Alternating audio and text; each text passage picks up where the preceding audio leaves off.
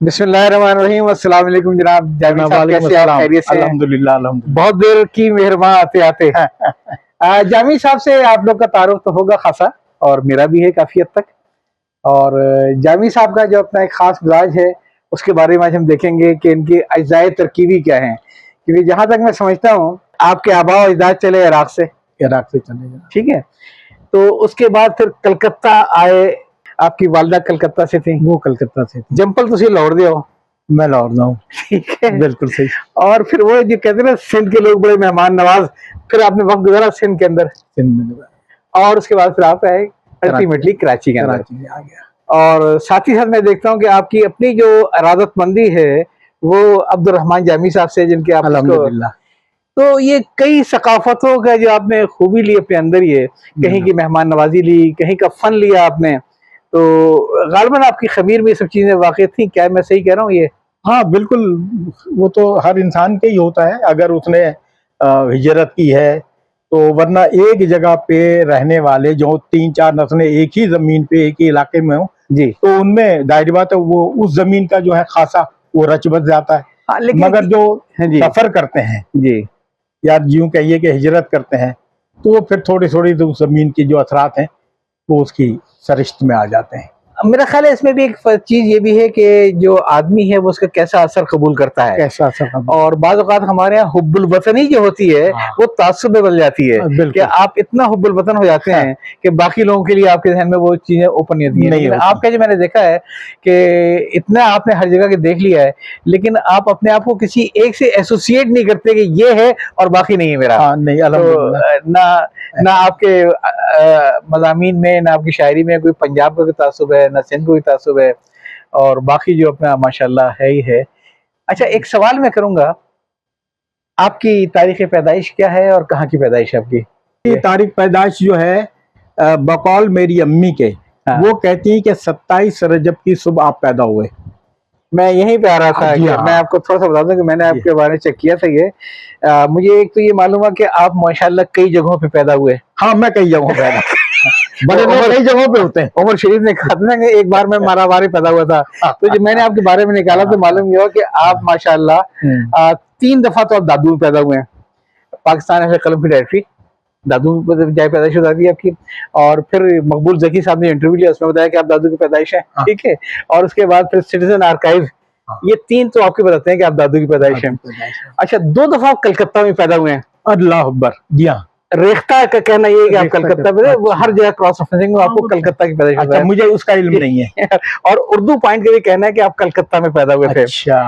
और लाहौर में आप सिर्फ विकिपीडिया के मुताबिक पैदा हुए और कहीं पैदा हुए। ठीक है, वाहिद। और इसके अलावा कराची में भी आप पैदा हुए एक बार, कराची में। ठीक है, तो आप 4 अलग अलग पैदा हुए हैं। और फरहाद निगार साहब का इंटरव्यू है।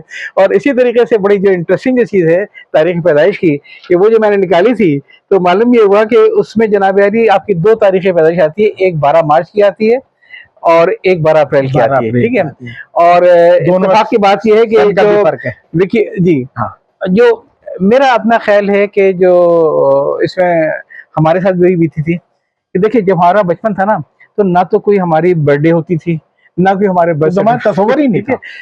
पहली बार कोई फार्म डे भी नहीं बनता था। नहीं, पहली बार ये ख्याल आता था जब मैट्रिक का मस्त आता था, फिर पेरेंट्स सोचते थे। ठीक है, तो जामी साहब आपकी उम्र जो है 2 साल कम लिखी हुई है, कि मैंने वो निकाल के देख लिया कि आपकी सही तारीख पैदाइश 12 अप्रैल 1955 नहीं, 1953 है। आप 2 साल अपने आप को कम बताते हैं। नहीं, मैं नहीं बताता। इसका सबूत है कि मैंने तकवीम से चेक कर लिया है, उस दिन वाकई शबे मेराज थी, और इसीलिए आपकी वालिदा ने आपका नाम मेराज रखा। तो आज के बाद से जनाब इनकी तारीख पैदाइश जो मैं कह रहा हूँ हर्फ आखिर है कि वो 12 अप्रैल 1953 है, 12 अप्रैल 1955 नहीं है। और यही वजह है मेराज जामी साहब के नाम की, कि मेराज इनका ये है कि शबे मेराज को पैदा शबे मेराज की रात गुजर गई। जामी है कि जाहिर है कि उनसे जो आपका वो तो मेरा अपना तखल्लुस अपना दाती रखा हुआ है। अच्छा, एक बात आपसे याद करूं कि मेरी अम्मी ने मेरा नाम मेराज नहीं रखा। अच्छा, मेरी अम्मी और मेरी खाला, तो उनका ये था कि फयाज, बड़े भाई थे अब्दुल रब हाशमी जी, तो वो तो खैर फयाज तो आपके दूसरे भाई थे। नहीं, सुनिए ना मेरे, मतलब 2 माँ के हम 5 भाई। अच्छा अच्छा अच्छा अच्छा, हाँ हाँ हाँ हाँ हाँ। पहली माँ से थे डॉक्टर अब्दुल रब हाशमी, सही है, और फैयाज हाशमी। सही है। उनका ये छोटे थे तो इंतकाल हो गया। सही। तो पहले तो उनकी खालों ने उनको पाला, मगर जाहिर बात खाला तो अब नहीं रह सकती थी। हाँ हाँ। तो फिर वालिद ने दूसरी शादी की, तो फिर मेरी अम्मी ने इन लोगों को मतलब इतना हाँ, पाला, गोद हाँ, में नहीं पाला, मतलब हाँ, बड़े हाँ, हो चुके थे, हाँ। तो उनको संभाला। और फिर तो क्या फैयाज नाम के 2 भाई थे? फैयाज एक तो वो थे जो एक वो थे और एक उनसे बड़े हाँ।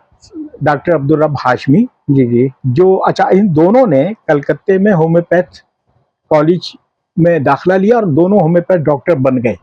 अच्छा। दोनों होम्योपैथ डॉक्टर बन गए, मगर डॉक्टरी को अपनाया बड़े भाई ने, अब्दुल रब हाशमी ने। जी जी। और फैयाज हाशमी चूंकि शायरी में लग गए थे, इसमें तो हम आएंगे तो तो वो उन्होंने शायरी छोड़ के उधर हो हाँ। गए। अच्छा, शायरी, ड्रामा निगारी, अच्छा वो सब उसमें हो गया। अच्छा, अच्छा वैसे अगर मैं गलती पर नहीं तो आपके वालिद साहब जो थे मोहम्मद हुसैन दिलगीर साहब, हाँ, वो भी खामोश फिल्मों की अदाकारी करते थे? बकौल मेरी अम्मी के। मैंने सिर्फ उनकी एक झलक देखी है अच्छा अच्छा। लाहौर में। हाँ हाँ एक झलक देखी कि वो रात को आए, हाँ। शूटिंग करके आए, हलो हाय किया और उसके बाद खाना खाया और फिर चले गए। तो एक झलक। तो मेरा ख्याल है क्योंकि आपकी वालिदा कलकत्ता से थी, जी, तो वो जो शादी था तो कलकत्ते में हुई थी। हाँ, शादी भी कलकत्ता में हुई थी। थी बंगाल से ताल्लुक उनका। जी, वो बड़े भाई भी दोनों कलकत्ता में जी। पैदा हुए थे। तो इस वजह से वो जो फन का जो शौक था वो अगर मैं वो फील्ड देखूं तो एक तो आया फैयाज हाशमी साहब में, ये क्या बड़ा नाम था, अभी हम फिर जी, डिस्कस करेंगे इंशाल्लाह। अल्लाह ने बड़ी इज्जत दी थी उन्हें। और दूसरे आपके वालिद साहब में, वालिद आप में वो चीज नहीं आई जो कि जिस तरीके से फैयाज हाशमी साहब में थी, हाँ। या वो अदाकारी के शौक नहीं आए जैसे आपके वालिद साहब में था? मैं सही कह रहा हूँ? जी, बिल्कुल सही कह रहे हैं। और आप ये जानते ही हैं कि एक वालिद के अगर 4 बच्चे हो तो चारों जो है चारों मुख्तलिफुल ख्याल होते हैं। होना भी चाहिए। हाँ, होते हैं, जी, क्योंकि जी। कुदरत ने अपना एक ऐसा बनाया होता है लोगों को। जी। तो मेरे जहन में कभी ये ख्याल नहीं गया, कभी दिल में ये ख्वाहिश ही नहीं भरी कि मैं अदाकारी करूं, यानी जी। जब मैं होश में आ गया था। जी। मगर इतना जरूर हुआ कि जब मैं 72 में लाहौर गया था, जी। उस वक्त तो 72 में फिल्म इंडस्ट्री उरूज पे था।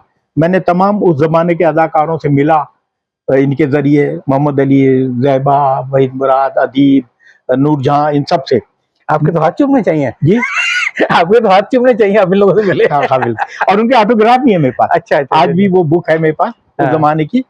और एक दफा उन्होंने कहा मेरे भाई ने कि अब देखो ये शूटिंग हो रही है क्लब की, जी। इसमें सब लोग बैठे हैं और शराब के नाम पे वो कोक डाल देते थे गिलासों में। जाहिर है शराब तो नहीं होती। क्या भैया, वहां भी नहीं मिली, फायदा क्या? वहां भी नहीं मिली। तो मुझे कह रहे तुम भी कहीं बैठ जाओ, एक खातून बैठी थी उसके साथ तुम भी बैठ जाओ, जब कैमरा घूमेगा क्लब का तो उसमें तुम्हारी भी तस्वीर आएगी। मगर मैंने नहीं किया। अच्छा। तो बहरहाल मैं शरीक था, कैमरे के पीछे था, सब देख रहा था, अदाकारी करते देख रहा था, गाना गाते देख रहा था, मगर मेरी तबीयत में कुछ ऐसा नहीं आया। अलबत्ता शायरी जो है वो मेरे वालिद के हवाले से भी आई और भाई के हवाले से भी आई। ये कुदरतन आई, खुदादाद सलाहियत भी थी और कुछ ये खानदानी जरासीम भी थे। अच्छा, अगर मैं गलती पर नहीं हूँ तो आपके अंदर जो ये थे चीजें, वो आपके शायरी का शौक भी आपको अपने भाई की इसमें से आया, फैयाज हाशमी साहब से? नहीं, वो मैं उनको देख के? नहीं, उनको देख के नहीं, इसलिए कि हम दोनों में बोदुल मुशरकैन था फासले के लिहाज से। जी। वो लाहौर में थे और जब शायरी मेरी शुरू हुई तो मैं दादू आ चुका था, तो एक तवील अरसा था। अच्छा, मेरा ख्याल था जैसे बहुत सारे काम आप बीवी से छुप के करते हैं, तो वैसे शायरी अपने भाई से छुप कर की। और जब उन्होंने देखा तो थोड़ा सा आपकी हौसला अफजाई की? ये बात है जो उन्होंने हौसला अफजाई की। जी। अच्छा, मैं अब वो एक बात बीच में रह गई थी नाम की। जी। तो बता ये रहा था कि जब मेरी पैदाइश हुई तो घर में ना भाई थे ना वालिद साहब थे। अब मुश्किल ये हो गया कि कान में अजान डालना है। तो आगे मस्जिद थी। तो मेरी खाला दौड़ी भी गई और इमाम साहब को ले आई और उन्होंने अजान दी। पूछा कि माशाल्लाह बच्चा बड़ा सेहतमंद है, ये है वो है सब। अच्छा, आपने क्या नाम रखा? उन्होंने कहा मैंने इनका नाम रखा अयाज हाशमी। अयाज हाशमी। अगर मेरा नाम महराज ना होता तो अयाज हाशमी। तो अयाज हाशमी होता। रियाज, फैयाज, अयाज, बस यूं काफिया उन्होंने मिलाया। तो उस पर मौलवी साहब ने बताया, जो मेरी अम्मी और खाला दोनों ने मुझे बताया कि मौलवी साहब ने कहा भाई कमाल है, बच्चा तो अपना नाम लेके साथ आया है। अच्छा। और आप अयाज नाम रख रही हैं। तो मेरी खाला ने पूछा बच्चा अपना नाम लेके आया? कहा भाई ये शबे महराज के दिन पैदा हुआ। तो महराज हाशमी नाम रखने।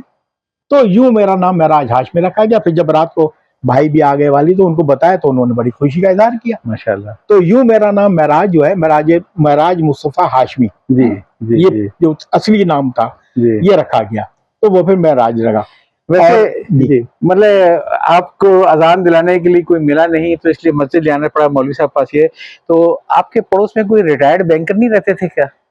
मैं बता दूं कि अनवर अहमद अलवी साहब ने रिटायरमेंट के बाद जो अपना लिखा कि जो मैं काम करता हूँ, तो उसमें पेशा लिखा था नवमौलूद बच्चों के कानों में अजान देता हूँ।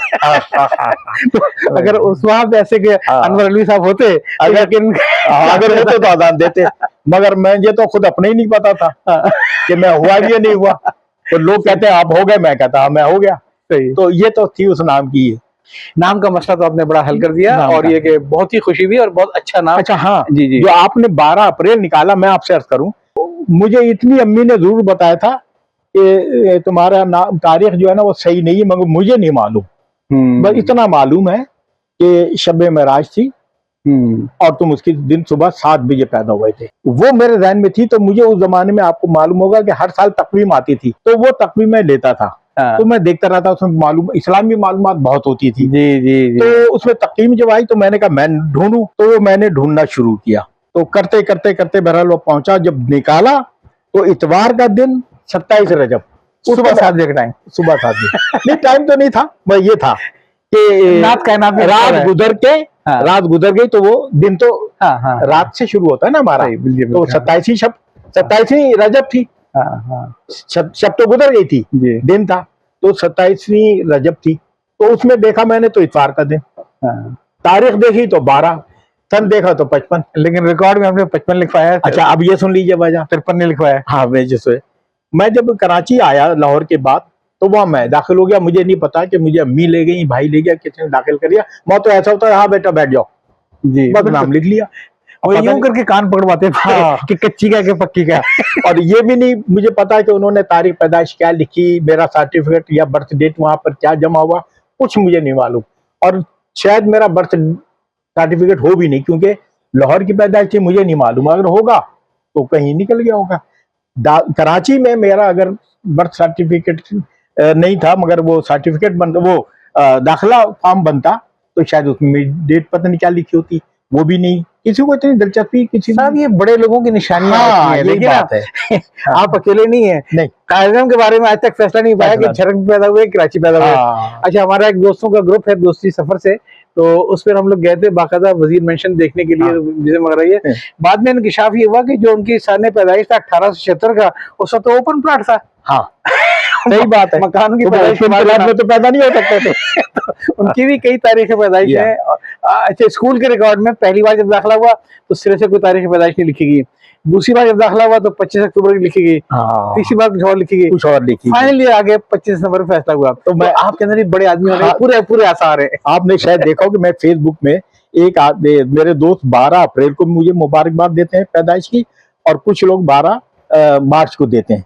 तो उससे फिर मैं इनको जवाब देता था, मैंने कहा देखो हमेशा याद रखो, बड़ा आदमी कभी एक दफा पैदा नहीं होता, वो कई दफा पैदा होता है। और मैंने कहा मेरी 12 को भी सालगिरह होती है, 12 मार्च भी होती है, 12 अप्रैल भी होती है। इसके अलावा एक सालगिरह मेरी ऐसी होती है जिसे पूरा आलम इस्लाम मनाता है, और वो है 27 रजब। अच्छा, ये वैसे बड़ा मसला होता है इत्तेफाक से। मेरे साथ यही हुआ था कि वो अब्बू ने ये देखते हुए कि वो जब मैट्रिक का दाखिला जा रहा होगा तो उसकी क्या एज होगी, तो मेरी तारीख पैदाइश ने बदलवा दी और सरकारी रिकॉर्ड में आ गई 5 जनवरी की। आज तक वही चली आ रही है। वही चली आ रही है। मेरी 11 अप्रैल 1954 की है। बताइए। अच्छा, हिमाकत मेरी ये थी कि फेसबुक में मैंने डेट लिखी हुई थी। अच्छा, फिर मैं था मीज़ान बैंक में, पूरे पाकिस्तान में अपना ट्रेनिंग में सब लोग जानते थे मुझे। तो वो 5 जनवरी को इतनी बम्बार्डमेंट होती थी उसकी, तो खुद भी इनकार नहीं कर सकते थे। ये मेरी नहीं है। एक आध दफा मैंने किसी पोलाइटली समझाया कि भाई पहली बात तो कि मैं सालगिरह मनाता नहीं हूँ, और मुझे जिंदगी में मैंने कभी सालगिरह मनाई नहीं आज तक। दूसरी एक कम से कम 5 जनवरी तो मेरी नहीं है। तो वो इतने नाराज हुए, मुझे ब्लॉक कर दिया। सही बात। तो खैर उसके बाद मैंने क्या, आप भी कर लीजिएगा कि मैंने प्रोफाइल में से डेट ऑफ बर्थ निकाल ही दी है। अल्लाह अकबर। वो तो याद ही तब आती ना जब लोगों को फेसबुक पे मैसेज आता है। मगर अब मैं कैसे निकाल, आपने तो 6 जगह से मेरी तारीख पैदाइश ढूंढी है, मैं कहाँ कहाँ मिलाव करता फिरूंगा। कम से कम फेसबुक नोटिफिकेशन वाली मुबारकबाद आप आसानी बन जाएंगी। अच्छा, एक दफा आपने मुझसे जिक्र किया था कि आपके 3 वालिद थे, तीसरा वालिद आपका बेटा है, वो क्या चक्कर था? हाँ, वो चक्कर ये था कि एक वक्त ऐसा भी आता है कि जब शेर बूढ़ा हो जाता है। हाँ, और जब शेर बूढ़ा हो जाए तो फिर वो शिकार करना तो दरकिनार जी, वो कोई शिकार खुद उसके पास आ जाए तो उस पर भी हमला नहीं कर सकता। तो ये हमारी इंसानों की जिंदगी में भी आता है। एक वक्त आता है कि फिर बच्चे सब जवान हो जाते हैं और फिर वो सब अपनी अपनी राजधानी संभाल लेते हैं और बाप को मोहब्बत के जज्बे से मगलूब होके एक कमरे में बंद कर देते हैं। बंद करने का मतलब भी कहते हैं बस आपने बहुत कमा लिया, नीयत उनकी अच्छी होती है और मतलब बहुत कमा लिया, बैठ के खाएं, मगर उसका अपना एक मिजाज होता है, फिर उसको आगे जिंदगी गुजारनी होती है, फिर उसकी औलाद होती है, फिर उसके मामलात होते हैं, तो लिहाजा वो कहता है कि आप बैठ जाइए। हम बैठ जाते हैं।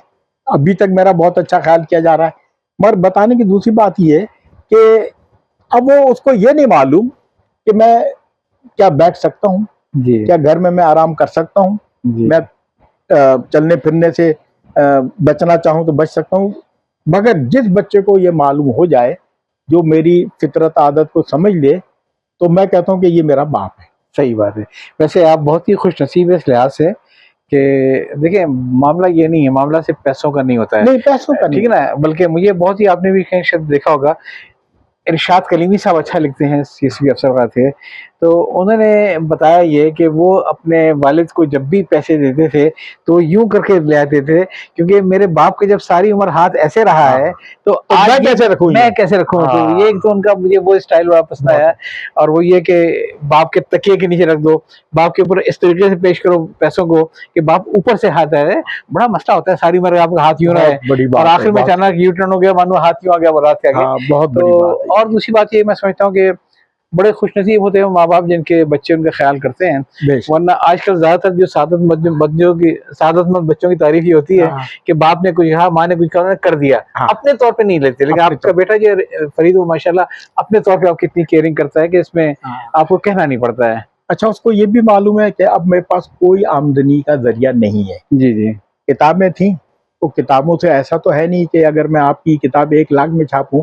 यानी आपसे एक किताब का 1 लाख रुपया लूं, इस पर हम बात करेंगे। नहीं 40,000 में छाप दूं, नहीं मैं जिम्मन यहाँ ये बात जरूरी है कि मैं 40,000 में छाप दूं और 60,000 रुपया कमाऊं, ऐसा तो नहीं है। तो उसमें 5-10 हजार से ज्यादा नहीं होता। अब तो मगर मैं दूसरी बात ये कि मैं इस तरह से अपनी जिंदगी का आजकल इस तरह से गुजार रहा हूँ कि मैं कम से कम किसी पे बोझ बनूं, किसी पे से मुराद अपने बच्चे पे, तो मैं अपनी जिंदगी को हर तरह से फोल्ड कर लेता हूं। देखिए ये एक नेचुरल सी बात है, मैं भी आपकी किस में हूँ, हम अपनी इकोनॉमिक लाइफ गुजार चुके हैं, ठीक है। अब जो बच्चे हमारे, उनकी अपनी इकोनॉमिक जिम्मेदारियां अलग हैं। हमने अच्छे वक्त में मकान बना लिया था, आज बेचारे मकान अपना किराए भी नहीं ले सकते, जितनी महंगाई हो चुकी है सारी। तो हमें ये एक्सपेक्टेशन नहीं करनी चाहिए कि बच्चे अपने बच्चों को छोड़ के और वो दोबारा केयरिंग करते हैं, बस यही बहुत है, यही बात है। और मैंने कभी इन मामलात में कभी सोचा तक नहीं, दखल देना तो खैर सवाल ही नहीं पैदा होता, सोचा भी नहीं। मैंने कहा ठीक है, अब ऐसे ही है, बिल्कुल जैसे फिल्म चल रही है, बाप का किरदार आया, बाप माँ का, उसके बाद औलाद जवान हो गई और फिर कहानी औलाद पे चलती है। बिल्कुल सही बात है। वो फिर पीछे रह जाते हैं, उनका कोई वास्ता नहीं होता। तो अब वो कहानी उनकी चल रही है। एक वक्त आता है कि वो भी मामला निकल जाता है और मोहल्ले में आपकी पहचान होती है, फलाने के दादा, बिल्कुल। तो चले जनाब, हमारा पहला हिस्सा यहाँ पे खत्म होता है।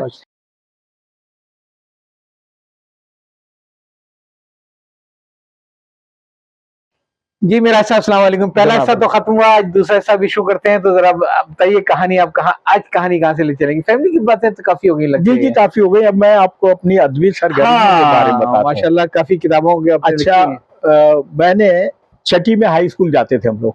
अच्छा, 5वीं तक तो प्राइमरी स्कूल होता था। सही। छठी से हाई स्कूल जाते थे और छठी से ही इंग्लिश पढ़ते थे।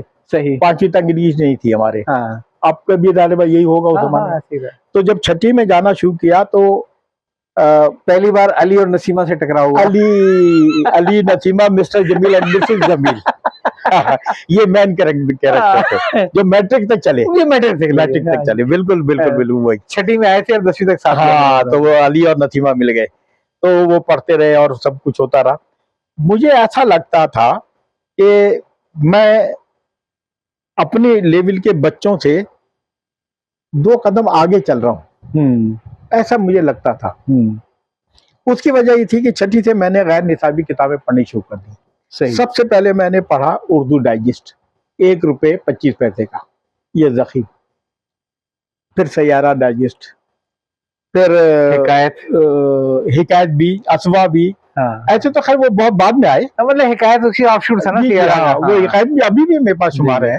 मगर बताइए ना कि उर्दू और सैयारा डायरेक्ट, क्योंकि वो मुतनव्वे मज़ामीन होते थे उसमें, जी जी जी, शिकारियात भी, अदब भी, अफसाना भी, इंटरव्यू मैं भी। ख्याल है उर्दू डाइजेस्ट का जो कॉन्सेप्ट दिया था उन्होंने रीडर डाइजेस्ट का था, मगर बहुत अच्छा था वो। इसमें कोई शक नहीं। अच्छा, उसके बाद फिर मैंने नावल पढ़ने शुरू कर दिए, रेज़ जाफरी के नावल और वो रज़िया भट्ट के नावल। फिर इसके तरह मैं और कुछ पढ़ा। अच्छा, जब मैं वो 6 आने वाली और 12 आने वाली बच्चों की किताब शुरू की थी, वैसे तो मैंने एक तो ये होता था एल्बम के साइड थी, वो होती थी 12 आने की और 6 आने वाली छोटी किताब, और उसके नाशिर का नाम याद है, वो था अमीन ब्रदर्स, आराम बाग में थे, और पूरा नाम था गयास अमीन।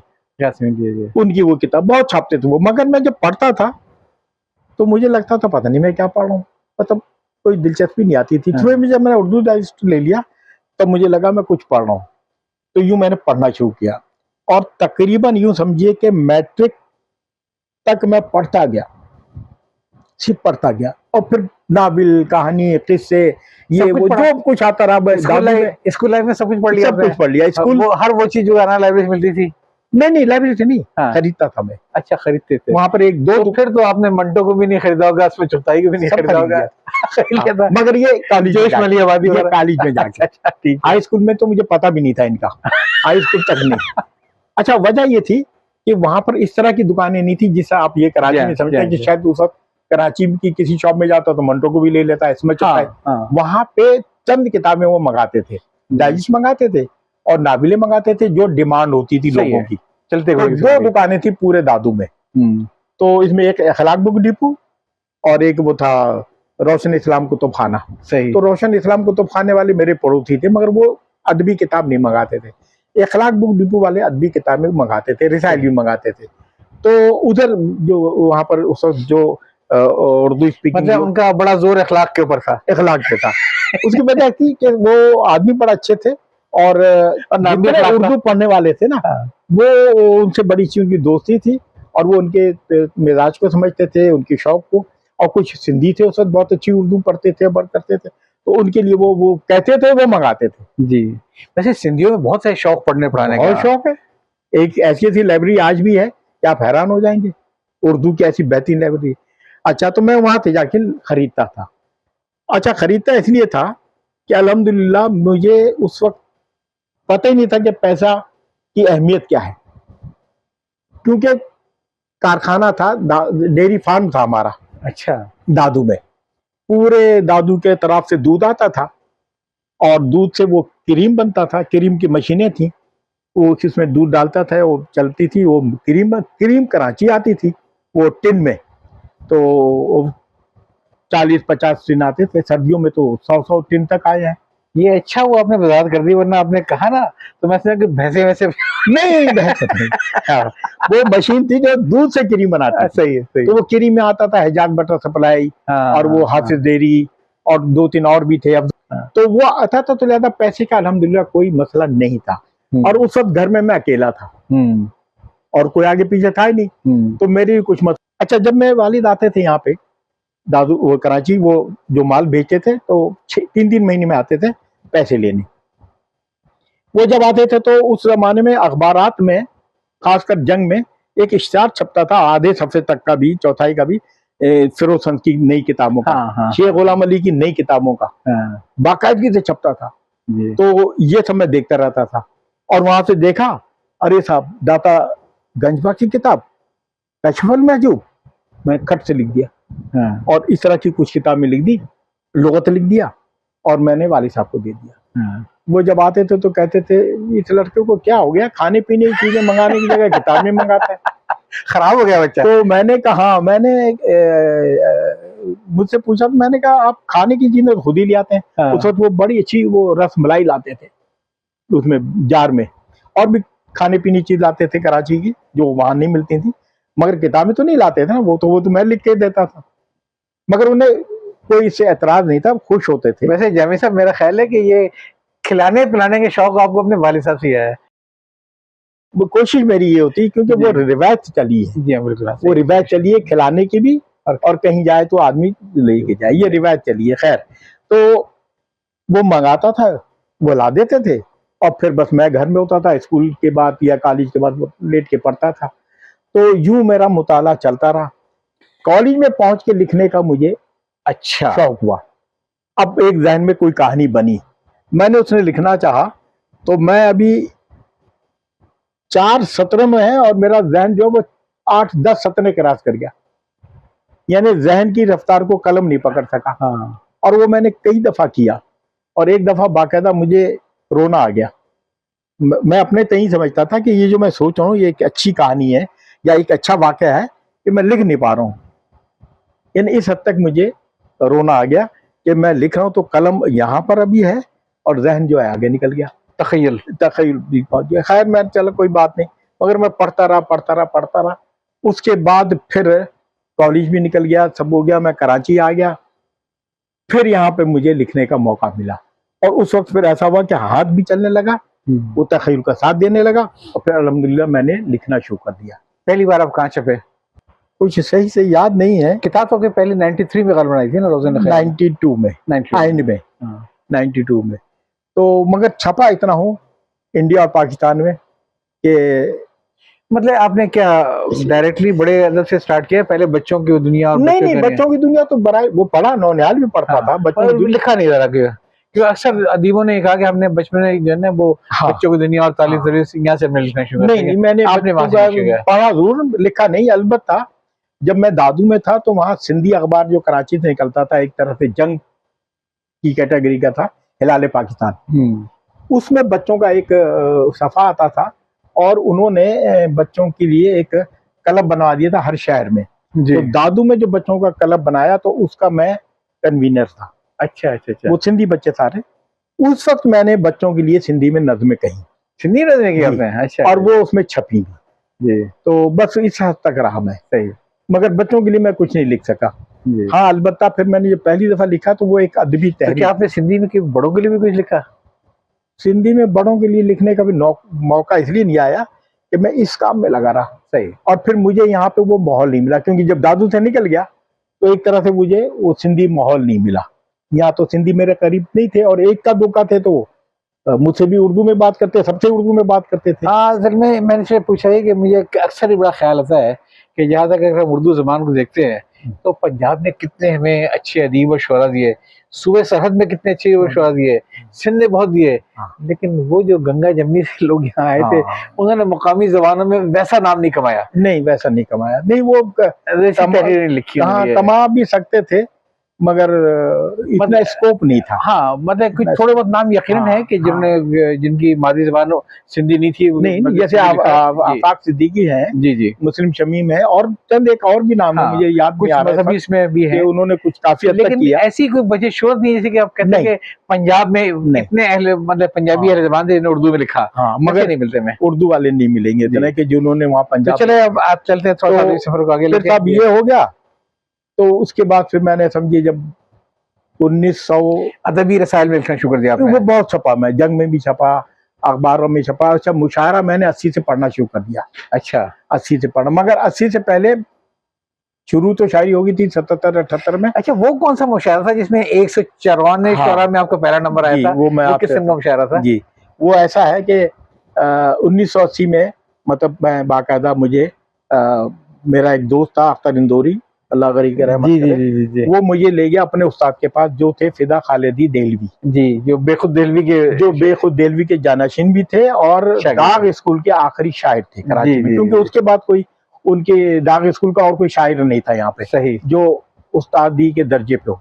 उनके पास ले गया, फिर मैं उन्होंने पहले तो मेरी गजल देखते थे, मैं जाके पढ़ देता था, दाद मिल जाती थी, मगर मैं जहन में था मेरे कि ये काम ऐसा नहीं चलेगा। हाँ। तो फिर मैंने जाके एक दिन उनसे मिला दोपहर में, बात की, मैं हज़रत आप कर्म कर देते हैं, मगर मैं इसलिए ये नहीं कराना चाह रहा, मैं चाहता हूँ कि अगर आप मुझे बताते हैं कि मेरे अंदर शायराना सलाहियत है तो फिर आप मुझे अपनी शागिर्दी में ले लें जी, वरना कह दें कि मियाँ तुम्हारे ये मुताले की बात गश्त है, सही, तुमने जो 7-8 साल 10 साल पढ़ा जी, तो उससे आदमी जो है वो काफिया पैमाई कर लेता है जी। तो सुनते रहे मेरी बात, फिर उठे, मैं भी खड़ा हो गया, मैंने पता नहीं क्या बात हो गई, तो गले लगाया, फिर बैठ गए। यार ऐसी बात आज तक मुझे किसी ने नहीं कही इस तरह की। तो मैंने कहा नहीं, मैं खुशफहमी में नहीं रहना चाहता। तो उन्होंने कहा नहीं तुम करो। फिर मेरा खानदान पूछा तो क्या नहीं तुम करो, तो मैंने कहा था आप कहा मैं पूरी रहनुमाई के लिए तैयार हूँ। फिदा खालिदी साहब फिदा खालिद, फिर उन्होंने मेरे ऊपर बड़ी बड़ी शफकत की और फिर मैंने मुशायरे पढ़ना शुरू किए। जी। अच्छा 1980 में पता चला कि अमेरिकन कल्चरल सोसाइटी जो जी। अमेरिकन एम्बेसी के का एक अदारा है, वो कराची के नौजवान शोरा के दरमियान मुकाबला कराती थी शेरगोई का। हाँ। और उसका तरीका ये होता था कि वो उनसे गजलें ले लेती थी हाँ। और मक्ता उसका हटा देती थी। अच्छा। हाँ, मक्ता नहीं होता था, मक्ता निकाल देती थी और वो गजलें फिर 3-4 बड़े शायरों को देती थी ताकि पता ही नहीं लगे किससे लिखी थी, किसकी लिखी हुई है या कोई सोर्स लगा, कोई लॉबिंग वगैरह, कोई लॉबिंग हो जाए तो उनको दे देती थी। वो चेक करके फिर जो जिसमें ज्यादा नंबर होते थे उसको वो विनर करार देती थी। हाँ। अच्छा 80 में मेरा एक दोस्त था, वही इम्तियाज। ऐसी सरगर्मियां आजकल नहीं होती ना। नहीं, अब कहाँ होती है, ब्याजबाजी तक स्कूलों में नहीं हो रही। हाँ बिल्कुल। तो 80 में मेरा दोस्त था इम्तियाज अहमद राही, औरंगी 1 नंबर में रहता था। तो उस वक्त मैं मुशायरे पढ़ता रहता था, दोस्त भी हो गए थे, इम्तियाज भी था। तो मुझसे कहने लगा जामी मुकाबला हो रहा है नौजवान शायरों का, तो तुम भी हिस्सा ले लो। मैंने कहा मुझे नहीं मालूम, का चलो मेरे साथ। फिर हम लोग गए, वो उसमें गजलें कहीं जो मैंने उस वक्त ताज़ा गजल कही थी वो दी उसको, सबकी याद दे के आगे हम लोग वो मक्ता निकाल दिया, उन लोगों ने सब कुछ किया। उसके बाद अखबार में, मुझे पता नहीं था, इतवार के दिन वो भागा हुआ मेरे घर आया, जामी खटाया, जामी जामी जामी मुबारक। मैंने क्या हुआ भाई, वो ऐलान हो गया, तुम विनर हो गए। अच्छा, फिर उसने अखबार खोला, देखा तो इतना बड़ा रुदात थी, उसमें लिखा था कि 194 या 195 ने हिस्सा लिया और उसके अंदर जो है वो 3 तो इनाम थे, फर्स्ट सेकंड थर्ड, और 3 खुसूसी थे, फर्स्ट सेकंड थर्ड, यानी जो नहीं। तो उसमें देखा तो पहले नंबर मेरा नाम था। खैर उसके बाद फिर हमको बुलाया गया, फिर वहाँ कलाम सुनाया, फिर वो मक्ते के साथ सुनाया, फिर वो ऐलान हुआ। उसके बाद फिर उन्होंने मुझे एक उर्दू फिरोजशंस उर्दू इंसाइक्लोपीडिया दिया। अच्छा। एक मुझे इंग्लिश की डिक्शनरी दी जी। और एक कोई किताब दी उन्होंने। तो इस तरह बाकी लोगों को भी कुछ दिया। तो पता चला कि इसके जो वो थे जज थे वो अब्दुल खैर कशवी और परवीन अच्छा। शाकिर। अच्छा अच्छा। तो उन्होंने फिर बता दिया, बल्कि उनमें से शायद कशवी साहब आए भी थे उस तकरीब में। तो उन्होंने बताया कि हमारे हजरत थे और परवीन शाकिर, इन दोनों ने चेक किया, 2 से चेक करवाया था, उन्होंने सब दिया तो नंबर इत्तेफाक से मेरे ज्यादा निकल आए, तो मैं यूं विनर बन गया। तो ये मेरी 80 से लेके 5 साल की मेहनत का ये था, समरा था एक तरह से। तो मगर बहरहाल मुझे इसमें कोई खुशी तो हुई, मगर कोई इस तरह का फख्र पैदा नहीं हुआ या कोई इस तरह का मुझे तकब्बुर पैदा नहीं हुआ। मैंने कहा ठीक है, बहुत अल्हम्दुलिल्लाह। लेकिन तो फिर वो सफर मेरा तेजी से चलता रहा और फिर मैं पढ़ता भी रहा बहुत मुशायरे। अब मगर मुशायरा वहीं पढ़ने जाता था जहाँ मुझे दावत मिलती थी जी। कभी ऐसे नहीं। अब वो लोग कहते थे यार उनका मुशायरा है, आज शाम चलेंगे। मैंने कहा नहीं भाई, मैं क्यों, मैंने कहा नहीं मुझसे कोई राब्ता नहीं है ना, और फिर मैं अभी कहाँ इतना बड़ा शायर हूँ, तो मैं नहीं जाता था। मगर एक काम मैंने किया कि घर बैठ के मैंने जो छपना शुरू किया, तो इंडिया का 80 से लेकर 90 तक का और पाकिस्तान का, इंडिया 80 से लेकर 90 कोई ऐसा रिसाला अदबी नहीं होगा जिसमें मेरी गजलें शाये ना हो। और शायद आपकी पहली किताब भी कीनिया नेहरूवी से छपी थी। जी, उसकी कहानी ये थी कि मुझे एक किताब मिली, लेकिन होमवर्क किया हुआ मैंने। हाँ बिल्कुल, मुझे एक किताब मिली, वैनगार्ड का नाम सुना होगा, वैनगार्ड ने यहाँ पर लगाया था, तो हम गए तो वहाँ पर किताब देखी, तो एक किताब मैंने उठाई, तो वो थी एक शायर की इंडियन किताब। तो इंडियन किताब मैं ज्यादा उठाती हूँ, इंडियन किताब यहाँ आम नहीं थी, उठा लिया, आके पढ़ा मैंने, मुझे बड़ी सी शायरी लगी। उसमें पता वता जो था वो कीनिया का लिखा था। हाँ। मैंने क्या किया कि उसको पढ़ने के बाद एक मजमून लिख दिया, मजमून लिख के, और अब मुझे पता था ये गैर मारूफ आदमी है, तो लिख के मैंने अपने दोस्त को भेज दिया, फतेहपुर जफर इकबाल को।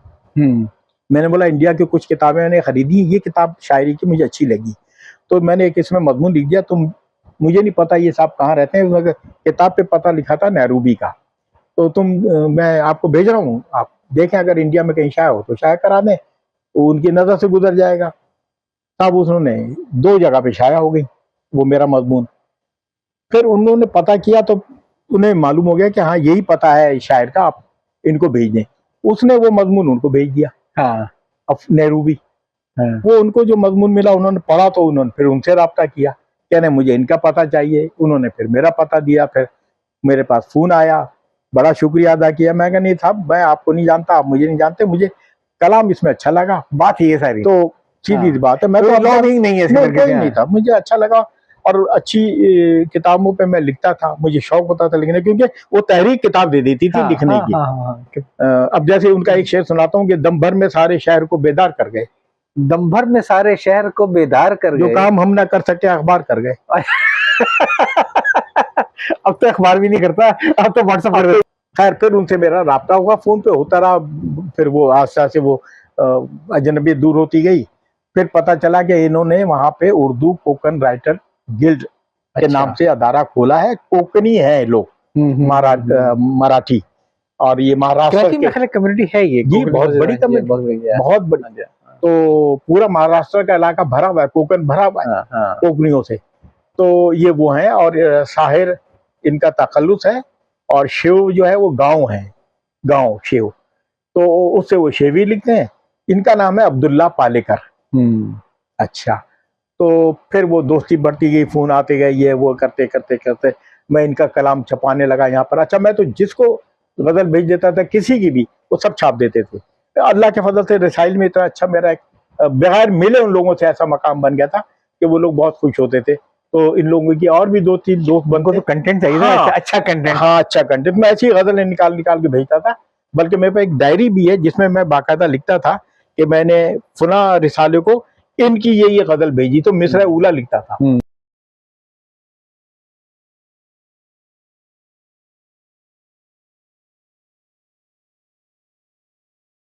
फिर पता चला कि इन्होंने वहां पे उर्दू कोकन राइटर गिल्ड के नाम से अदारा खोला है। कोकनी है लोग, तो पूरा महाराष्ट्र का इलाका भरा हुआ है, कोकन भरा हुआ है कोकनियों से। उन्होंने कहा कि जी हमारा अदारा है, और हम लोगों ने ये अदारा कायम किया था कोकनी शायर और अदीबों के लिए। और हमने कोई 20-25 किताबें शाये की हैं अपनी कोकनियों की।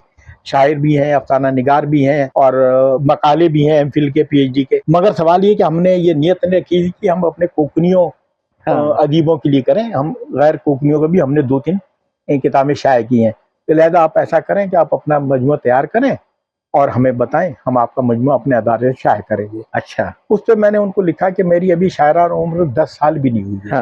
तो मैं चाह रहा हूँ कि कम से कम 20-25 साल हो जाए, फिर मैं अपना मजमूआ शाये करूँ। उन्होंने ठीक है, वो 25 साल के बाद भी आपकी किताब छप जाएगी, आप अभी तैयार कर लें, क्योंकि कोई वक्त का पता नहीं होता, हम भी आज हैं कल नहीं रहे।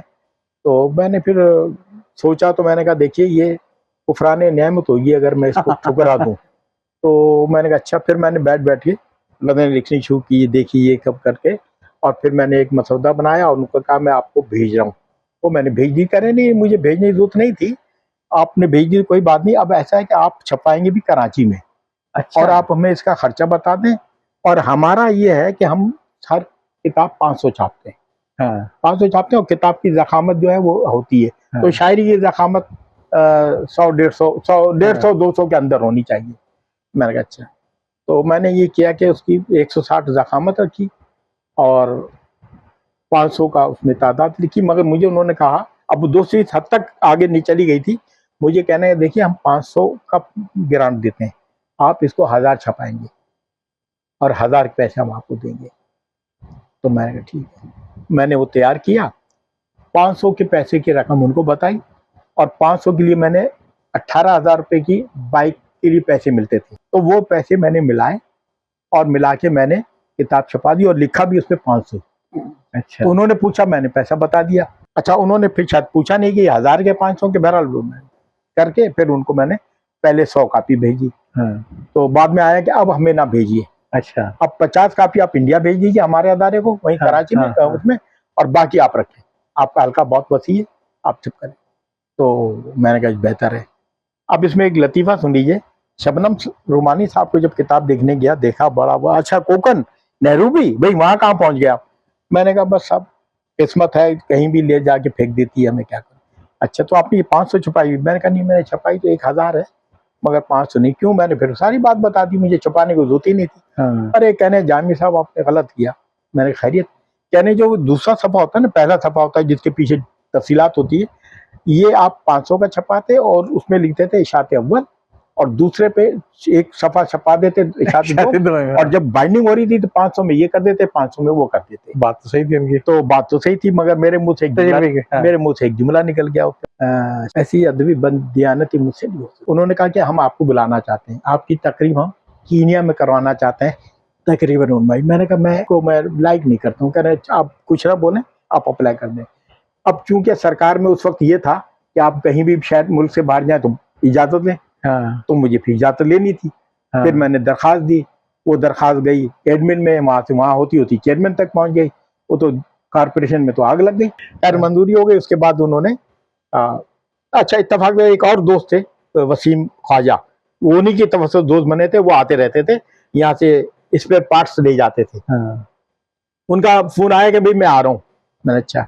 और जब वापसी का पता चला तो क्या वही प्लेन था जिसमें मुझे जाना था। जाहिर बात बहुत कम चलती थी ना, तो फिर बहरहाल उनसे मुलाकात हुई। उसके बाद हम दोनों साथ गए। तो मैंने चलो ये भी एक नया सफर था। फिर वहां उतरे, रात को उतरे, उसके बाद उनके गए वहां। फिर वो वहां पर एक होटल है, वो 5 स्टार सब कहते हैं, मगर 5 स्टार तो हमारे यहाँ भी कोई नहीं है। 4 स्टार होता है ज्यादा या 3। तो वहां भी है न्यू स्टैनले होटल, और वो बिल्कुल हबीब बैंक प्लाजा की तरह का है, मगर वो बड़ा खूबसूरत सा बना हुआ है। तो उसमें उन्होंने वो तकरीब रखी। अच्छा। तस्वीरें हैं बस की? तस्वीरें बड़ी मुश्किल से 2 तस्वीर मिली है। अच्छा। वो भी कैफ अकबर आबादी के बेटे ने खींची थी। अच्छा। क्योंकि उस वक्त मेरे पास कैमरा नहीं था। वहां वीडियो बनाई, और वीडियो बनाने वाले ने वहां वीडियो लगते और खुद निकल गए घूमने फिरने। अब जब कोई पढ़ा है तो आ रहा है, जब वो हट गया तो खाली है, जब कोई दूसरा आता है तो है, वो हट गया तो खाली है। यानी उसने फिर उसको मूव नहीं किया कैमरे का। तो वो भी पता नहीं कहाँ वो था बड़ा कैसेट। तो अब वो भी नहीं है। खैर, तो वो हुआ। फिर 1-2-4 जगहों पे मुशायरे हुए। पता चला कि कीनिया में सबसे ज्यादा पाकिस्तानी बैंकर्स हैं। अच्छा जावेद साहब, ये बताइए मुझे आप कि जब किताबें आजकल बिकना इतना मुश्किल हो गया है और लोगों को किताबें पढ़ने का रुझान भी नहीं है, तो आप किताबों का स्कूल में क्या मुस्तकबिल देखते हैं? देखिए, बहुत से मकासद जो हैं, अवामी भी, तिजारती भी, इखलाकी भी, वो सब मकासद तो एक एक करके फेल होते जा रहे हैं। उसकी वजह ये है कि जदीद दौर आ रहा है, जदीद इजादात हो रही हैं। अब आप ये देखिए कि जब सबसे पहले टेलीविज़न आया तो माशरे पे बड़ा उसका असर पड़ा। कहीं बड़ी रिजेंटमेंट भी थी जमाने में, कमाल है, घर घर मुजरा हो रहा है। बिल्कुल, यही मैं बता रहा हूँ कि उसका मनफी भी असरात हुए और मसबत भी। अच्छा, उसके बाद फिर वीसीआर आ गया। जी हाँ। उसमें आपने देखा कि लोगों ने अपनी जान गंवा दी, वीसीआर नहीं दिया चोर को। अब हम मोबाइल दे देते हैं 2 लाख का आराम से। मगर उस वक्त ये था कि साहब इतना महंगा वीसीआर था। तो उसके लिए बहुत से कैसे आप अखबार में पढ़ते थे, घंटे के हिसाब से किराया मिलता था, घंटे के हिसाब से मिलता और था, 2 कैसेट साथ में, 2 कैसेट। मगर जो खरीद सकते थे, उनके घर जब चोर आए तो उन्होंने जान देना गवारा कर दी, वीसीआर नहीं दिया। हालांकि वो वीसीआर भी गया। फिर उसके बाद डिश एंटीना का दौर आया। उसके बाद फिर कंप्यूटर आ गया। तो जो चीज आती गई माशरे पे उसके असरात हुए, और वो मनफी भी हुए, मस्बत भी हुए। मगर और उसके बाद अब तो यह है आपके आप पर जंबीर है। ये तो उमर अयार की जंबीर है। ये जो मोबाइल है इसमें क्या कुछ नहीं है। यानी कि इसके होते हुए, जैसे याद होगा कि एक साहब को कहा कि हम तुम्हें, बल्कि बादशाह का मैंने बचपन में मेरी अम्मी ने वाक़या सुनाया था कि उसको कहा कि हम तुम्हें काला पानी में भेज रहे हैं, मगर चूंकि तुम बादशाह हो तुम्हारे साथ रियायत ये करते हैं तुम एक खानसामा अपने साथ ले जाते हो और एक ग़िज़ा, इजनास में से कोई एक ग़िज़ा जिन्स। तो अब वो बादशाह को क्या मालूम, उसने बावर्ची को बुलाया, अपने खानसामा में बुलाया, कहना भाई एक जिन्स ले जा सकता हूँ। तो उन्होंने कहा चना। और वो चना से वो नमकीन भी बनता और मीठा भी बनता। तो हमारी लतीफा ऐसी कोई लतीफा जी, बादशाही की खूब नहीं, बच्चे पढ़ाने और चना खाने। तो अब ये वही एक चना है, मोबाइल भी एक चना है जिन्स में, कि आप इसमें से कुछ भी कर लें, हर चीज देख सकते हैं, और कबल वक्त बालिग भी कर सकते हैं बच्चों को, वो ये बालिग भी कर देता है। चना कम है, जिन्स ज्यादा है मोबाइल में। तो अब ये सब कुछ होने के बावजूद आप ये देखें कि पढ़ने का, किताब छपवाने का, किताब पढ़ने का, किताब बेचने का रुझान जो माजी में था वो बतदरीज कम होता चला गया।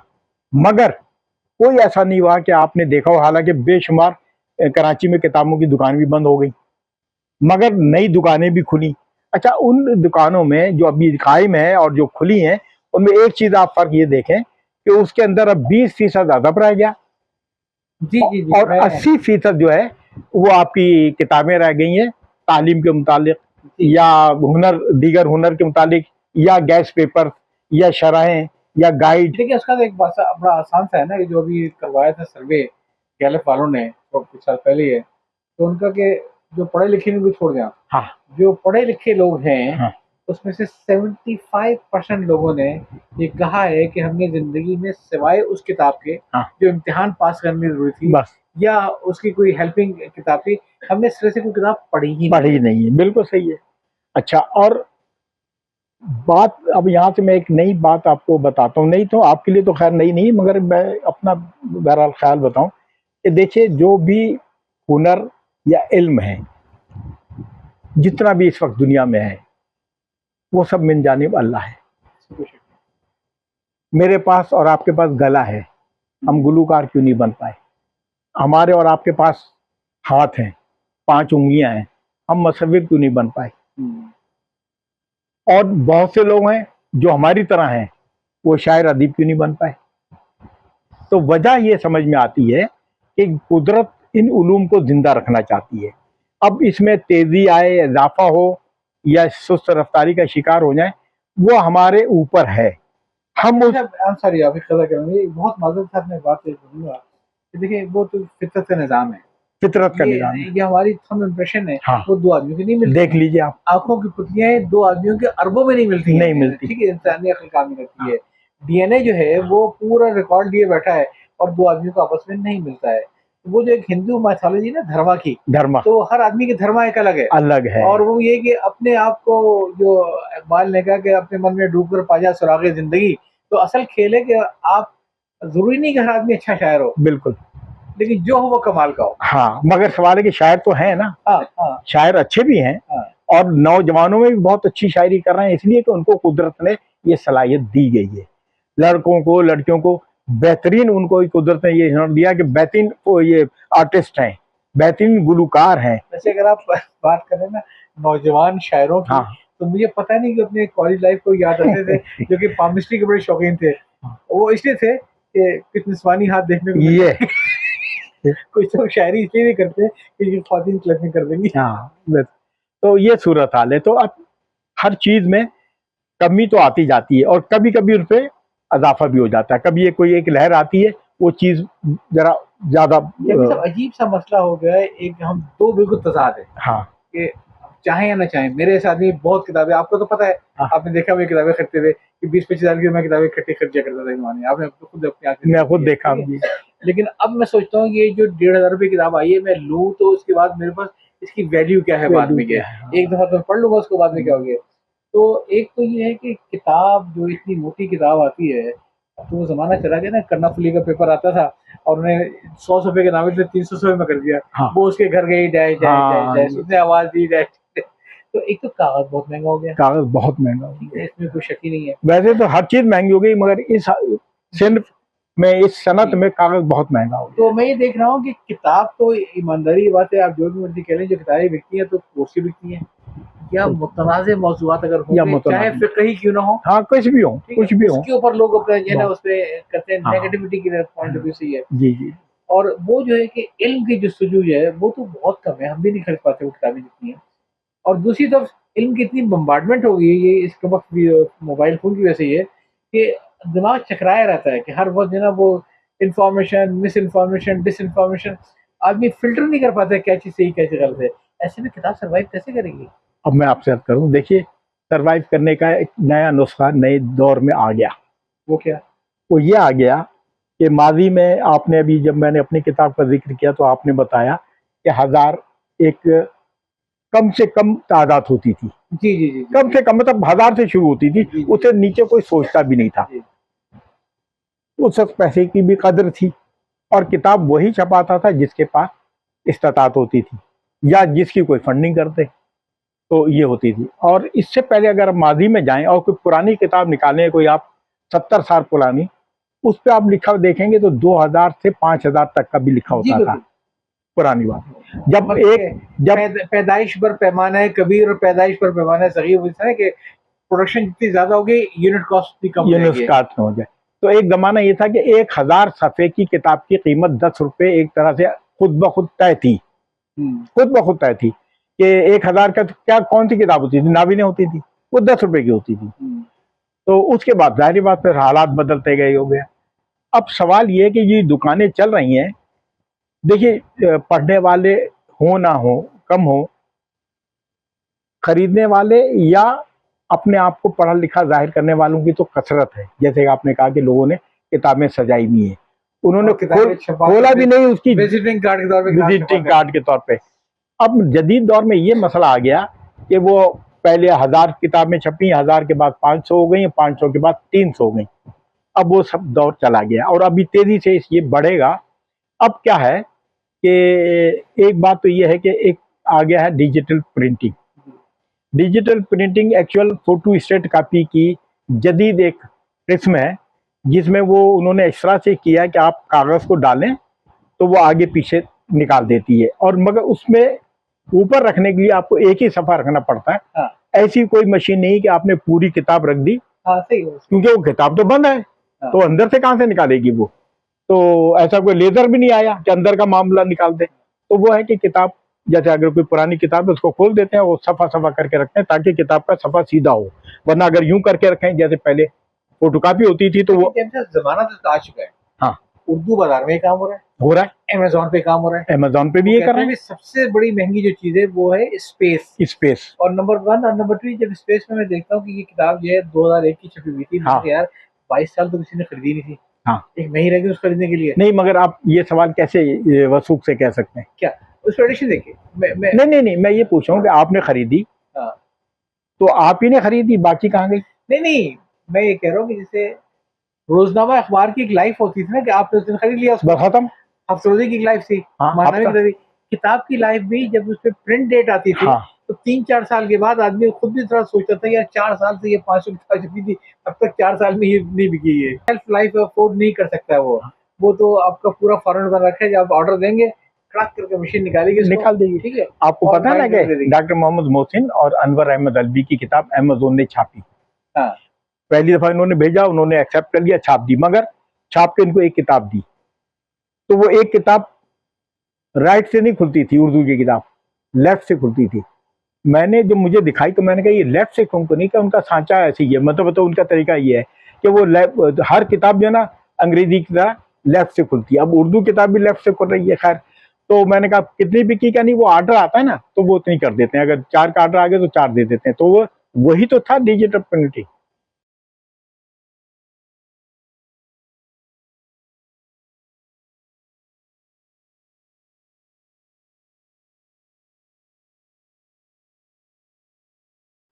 शायर सोचता था या अदीब कि उसने 400 या 300 छपा ली और 10 साल के बाद भी उसके बाद 150 पड़ी हुई है।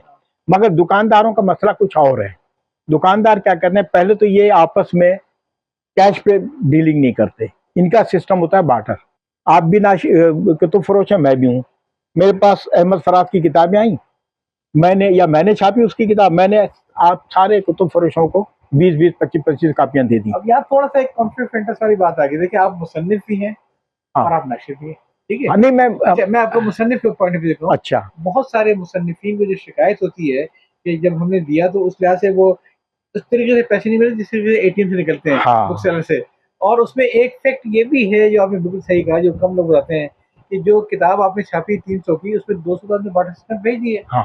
ठीक है। अब आपके लिए उसकी दूसरी किताबें आ चुकी हैं, तो आपके लिए उसका हिसाब लगाना बहुत मुश्किल है, बिकी नहीं बिकी है। नहीं, ये भी एक बड़ा फैक्टर है जो लोगों को पता नहीं कि किताब के मुसन्निफीन को जो पैसे नहीं मिलते हैं वो ये कि वो डाटा ही नहीं आ पाता है, नहीं कि वो किताब कितनी बिकी है। हाँ, क्योंकि वो बिल्कुल राइट्स तो नहीं होता था ना, कोई पता नहीं 2 साल बाद वापस करते। और ऐसा भी हुआ किताबें सारी बिक गई, और जब वो जाता है पैसे लेने तो कहते हैं भाई हमने तो भेजी है, लाहौर भेजी, पंजाब भेजी, कोयटा भेजी। बड़ी मदद। मैं जुमले की तशरीह करूंगा, आपने कहा ऐसा भी होता है, मैंने कहा नहीं ये जुमला गलत है। हाँ। जुमला ऐसा ही होता है। हाँ, ऐसा ही तो नहीं, मैं माफी चाहूंगा, मेरा जुमला क्या ऐसा भी। नहीं, मैं समझ रहा हूँ, ऐसा ऐसा भी हुआ ऐसे ऐसे कि लोगों की किताबें बिक गई, जी। उनको 5 किताबों के भी पैसे नहीं मिले, इतने चक्कर लगवाते हैं कि इतने चक्कर लगवाते हैं। तो अच्छा, दूसरी बात ये कि अब हम और दोनों दोनों साइड में हैं। जी वो भी हैं जिनको मैं जानता हूँ कि उनकी किताबें बुक सेलर ने 50% डिस्काउंट पे रखी थी, हाँ ठीक है, हाँ वही रखी हुई है अब तक ये, हाँ रखी और मुसन्निफ ही कह रहा है मेरे साथ ज्यादती कर दी उसने ये। हाँ, ये तो मैंने अपनी आंख से देखा है, बिल्कुल। मैंने अपनी आंख से देखा है कि जो कुछ किताबें थी जो कि पब्लिशर ने तंग आके अपनी दुकान पे डिस्प्ले के ऊपर 50% हाँ, जब वो सालाना क्लियरेंस सेल निकालते हैं, उसके बावजूद नहीं निकली, लेकिन मुसन्निफ ये कहता है साहब देखो ज्यादती कर दी, ये जो गाड़ी ली है ना जामी साहब ने नई, हाँ हाँ ये मेरी किताब छाप के ले ली। बिल्कुल सही है। और बात भी ये है कि देखिए, अगर ये कारोबार बिल्कुल जवाल पसंदीद होता तो दुकान में, पहली तो बात है दुकान में तरक्की कैसे होती, दुकान में मुलाजिम की तादाद कैसे बढ़ती, दुकान के सामने नई नई गाड़ियां कैसे आती, उसके ऑफिस के अंदर एसी कैसे लगा होता। तो इस हाल में तो उसको तो बंद हो जाना चाहिए। भाई देखिए, बहुत सी दुकानें बंद हुई, बहुत सी किताबों की दुकान बंद हुई, कुछ नेटवर्किंग की बात नहीं, नेटवर्किंग नहीं, जब उन्होंने देखा कि ये नहीं चल रही, हाँ। तो उन्होंने अपना बिस्तर समेट लिया। बाद लोगों को बेचने का ढंग आता है, उनकी लाइनें सेट हैं कि भाई गवर्नमेंट की बाइंग जो जून के महीने जब होती है, हाँ। तो कौन कौन सी लाइब्रेरी में किताबें जाती हैं, हाँ। पुराना स्टॉक फुल पे चला गया, अंडरग्राउंड, मगर वहां तक पहुंचने की आपकी सलाहियत होनी चाहिए, और वो सलाहियत जहनी नहीं, ब्रीफ केसी। जी जी, वही इसके बाद होता ही नहीं है। हाँ, इसके बगैर नहीं होता। उसको ये इत्मीनान है कि जो लाइब्रेरी साहब ले रहे हैं इसमें 1200 लिखी थी और 1200 की इनवॉइस आ गई है, 1200 की 10%। वो कहते हैं हमें सिर्फ 10% दो, सरकार कहती है 10%। हाँ। उससे ज्यादा आप नहीं दे सकते उनको, वो नहीं लेंगे आपसे। कराची के 2 और पंजाब के 3, ये 5 ऐसे थे जिन्होंने यही काम किया, अपना असर रसूख इस्तेमाल किया, और मिनिस्ट्री ऑफ एजुकेशन जिनके अंडर में कॉलेज यूनिवर्सिटी स्कूल है, उनसे मिले और उनकी जरूरियात पूरी की, उन्होंने उनकी जरूरियात पूरी की। लेटर निकला कि इनके अदारी किताबें तमाम लाइब्रेरीज, कॉलेज और स्कूल की जाएंगी। अब उस पर मैंने जब देखा कि मेरी किताब जा रही है, तो मैंने 200 की जगह उसकी कीमत रख दी 800 रुपये। सिर्फ 10% गवर्नमेंट को चाहिए होता है। हैरत की बात है, मैं कह रहा हूँ मैं आपको 50% दे रहा हूँ, कहना नहीं है हमारा बिल जो है ना वो ऑडिट की में आ जाएगा, हम गले में पड़ जाएगा, तो हम 10% तुम्हें दे रहे हैं। तो बेस के नीचे चाहिए ना, है बाकी उसके बेस के नीचे चाहिए ना। तो अच्छा, उसमें तादाद नहीं लिखी होती।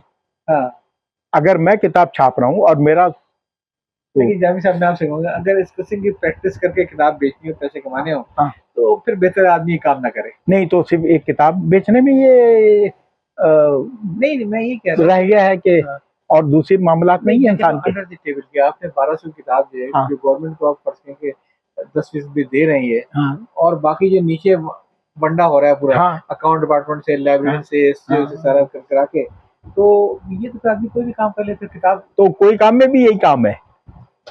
चले हर काम में यही काम है। तो आप ही कहते हैं अब ये किताबें की तादाद ये, हाँ, तो अब ये नया सिस्टम चला जो अभी बहुत तेजी से फैल जाएगा, और ये बड़े बड़े सब कर रहे हैं बज़ाहिर, मगर बता नहीं रहे हैं।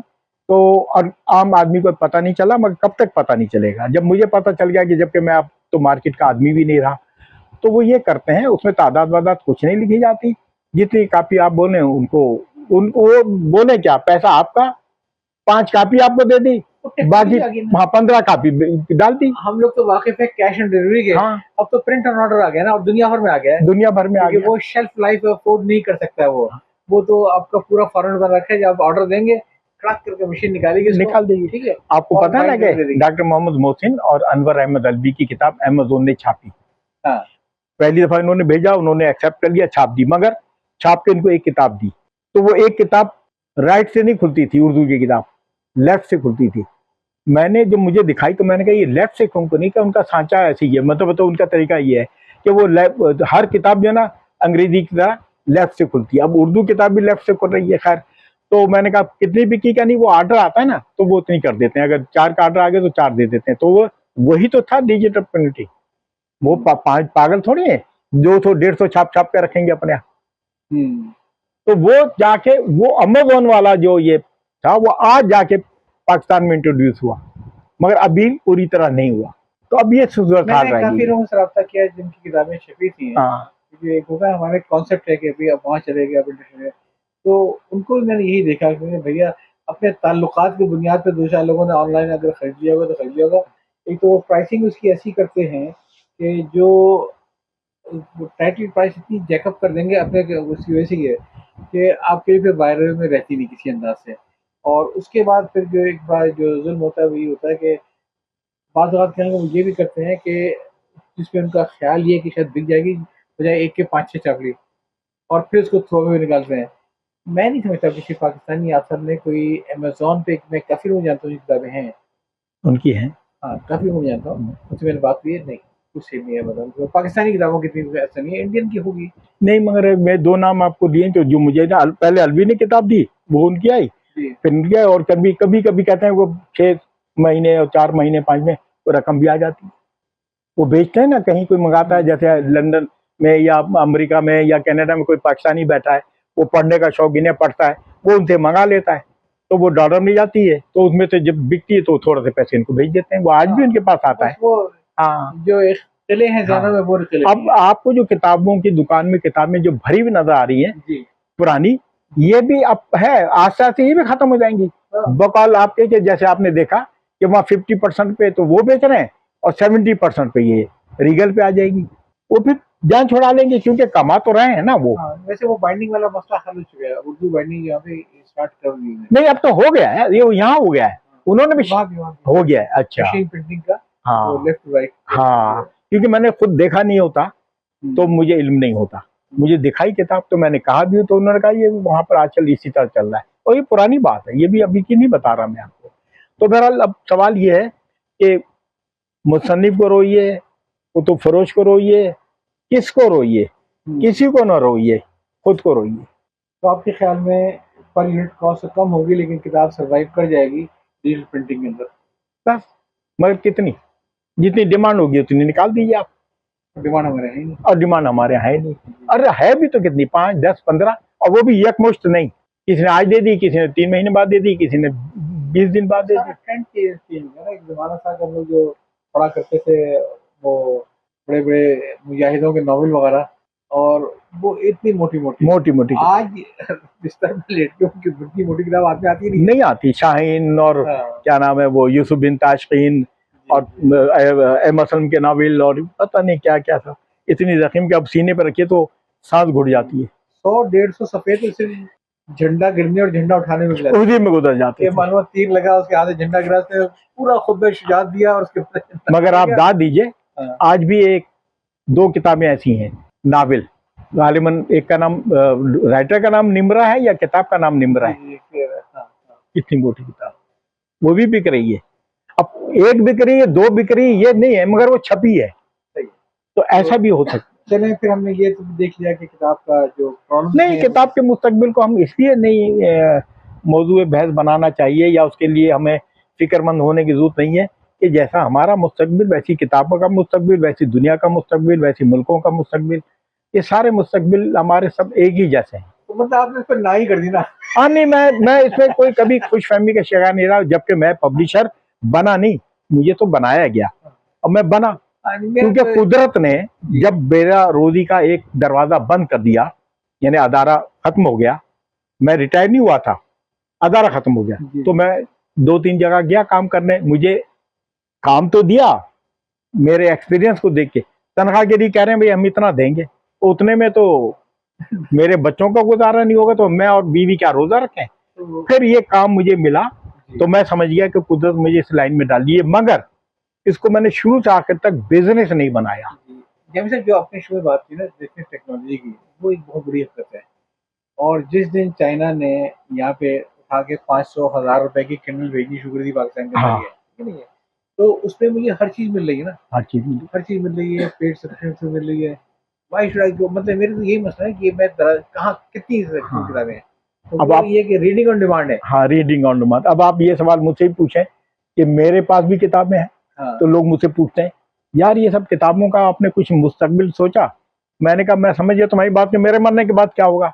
मैंने कहा एक बात बताओ, मैं तुमसे कहता हूँ कि जनाब वो आबे हयात का पहला एडिशन मुझे चाहिए, तुम उर्दू बाजार चले जाओ, तो तुम्हें कहीं उर्दू बाजार में नहीं मिलेगा, मगर ये तुम्हें मिल जाएगा, मगर ये जरूरी नहीं कि पहली दफा में मिले, तुम हर इतवार को जाओ रीगल और वहां जाके देखो, तीसरे चक्कर में तुम्हें मिल जाएगा।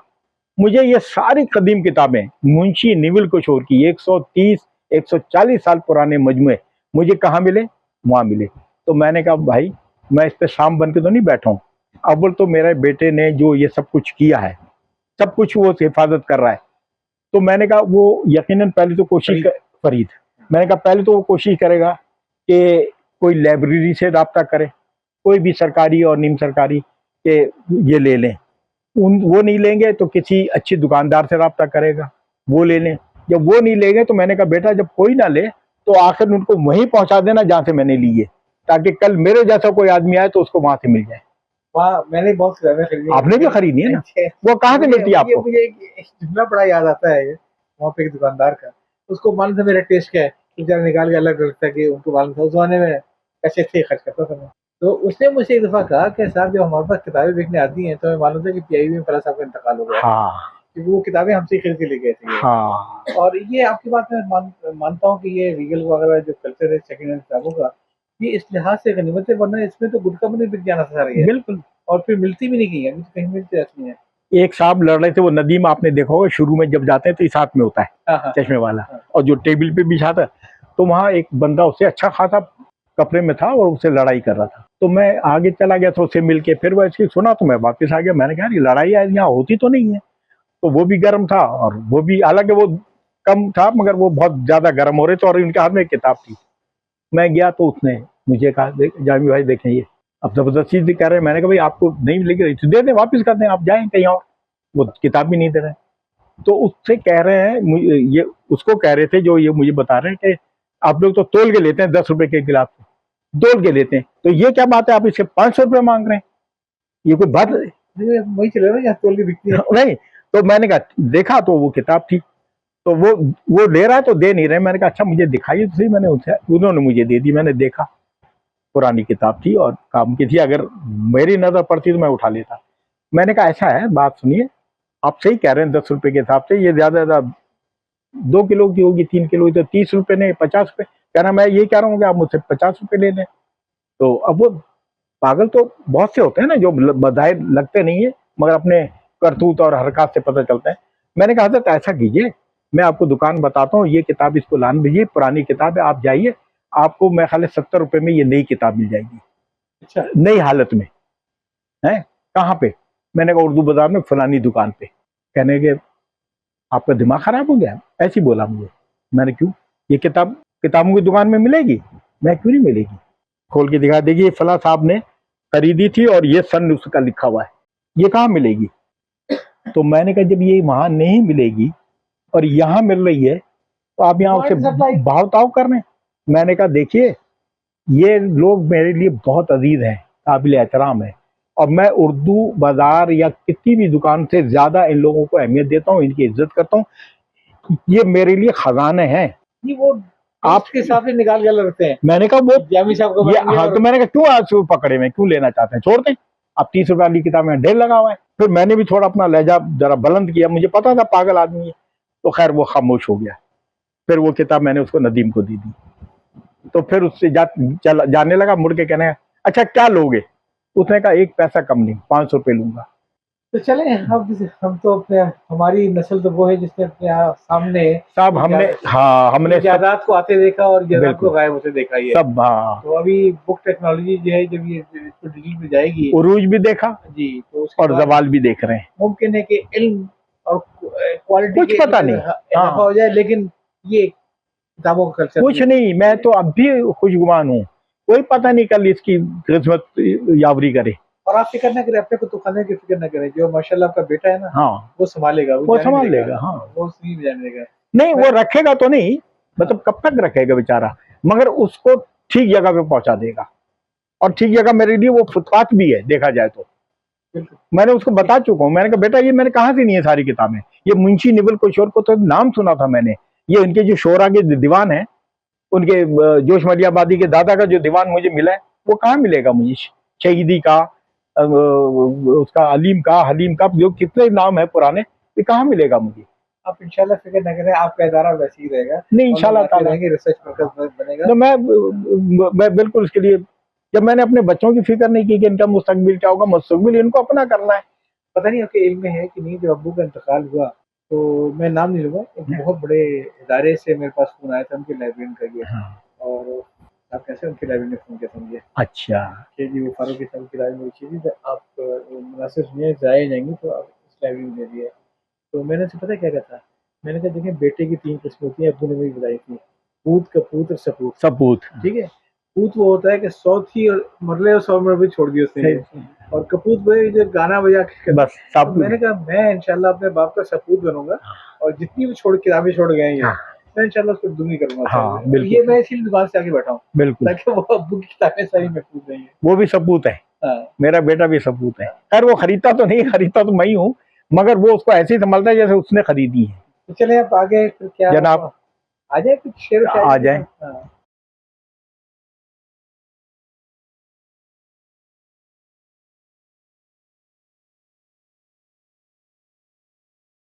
तो जामी साहब बातें तो बहुत हो गई आपसे और काफी तशनगी फिर भी रह गई, इसमें कोई शक नहीं है। बातें तो और कभी खत्म नहीं होती। बातें कभी खत्म नहीं होती हैं, लेकिन अब मेरा ख्याल ये है कि थोड़ा सा शायर जामी साहब से मुलाकात हो जाए।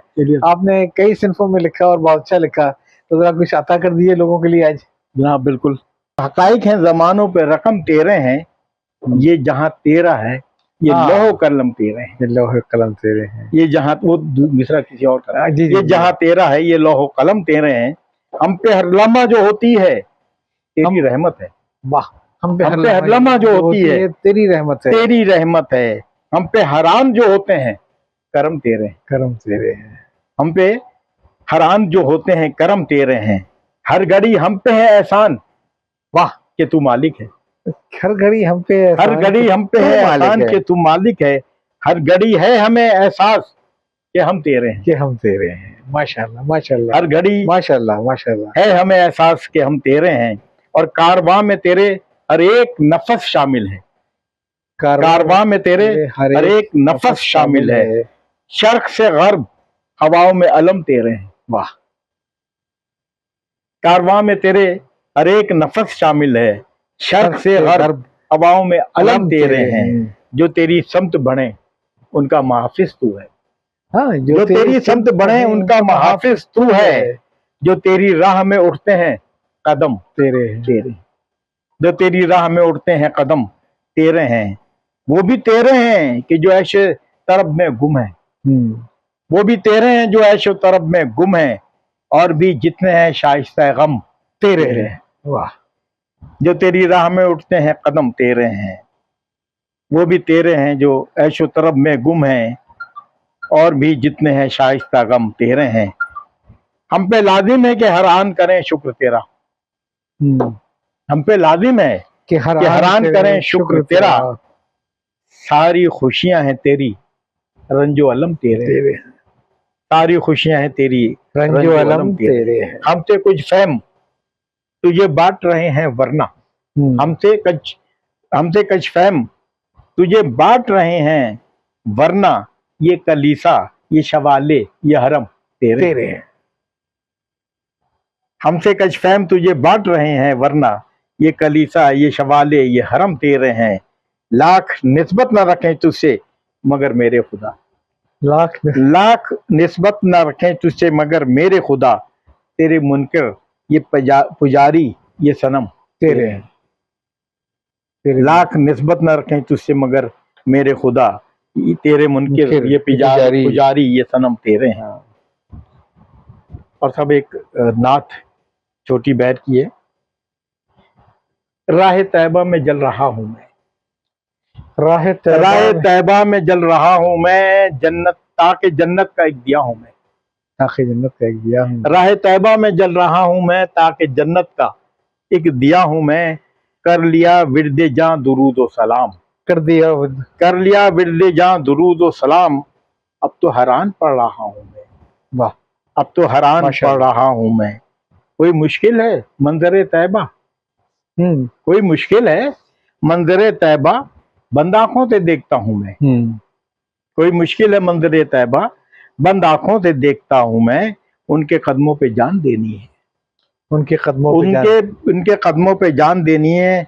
अब यही बात सोचता हूं मैं। अब यही बात सोचता हूँ। बहुत सुंदर। जिससे जब से अपना लिया है अपना बना लिया मुझको, जी। जब से अपना बना लिया मुझको, हाँ। सबसे बेगाना हो गया हूं मैं। और ज़हन की खिड़कियां खुली रखो, ज़हन की खिड़कियां खुली रखो, वस्फ उनके सुना रहा हूं मैं। बस सुन के सुना रहा। ज़हन की खिड़कियां खुली रखो, वाह वस्फ वाह इनके वाह वाह वाह। सुना रहा हूं मैं। आप फरमाइए करम मुझ पर, आप फरमाइए आप फरमाइए करम मुझ पर, मेरे आका बहुत बुरा हूं मैं। मेरे आका बहुत बुरा हूँ मैं। आप माशाअल्लाह। फरमाइए करम मुझ पर, सुभान अल्लाह सुभान अल्लाह। मेरे आका बहुत बुरा हूं मैं। कल्ब के बामोदर सजाने को, कल्ब के बामोदर सजाने को आपका नाम लिख रहा हूं मैं। वाह वाह। कल्ब के बामोदर सजाने को आपका नाम लिख रहा हूं मैं। एक नजर मेरी समत भी आका, एक नजर मेरी समत भी आका, आपकी समत देखता हूं मैं। आपकी समझ देखता हूँ मैं। तकरार। हाँ बहुत बड़ा। समझ देखना क्या। एक नजर मेरी समत भी आका, आपकी समत देखता हूं मैं। अपने दर पर मुझे बुला लीजिए, अपने दर पर मुझे बुला लीजिए। खाक दर दर की छानता हूं मैं। हाँ हाँ हाँ हाँ। अपने दर पर मुझे बुला लीजिए। इसमें भी तकरार दर की। हाँ तक अपने दर पर मुझे बुला लीजिए, खाक दर दर की छानता हूं मैं। ए फकत आपका करम वरना, है फकत आपका करम वरना। है फकत आपका करम वरना, अपनी औकात जानता हूं मैं। ओहो हो सुभान अल्लाह। है करम आपका, है फकत आपका करम वरना, अपनी औकात जानता हूं मैं।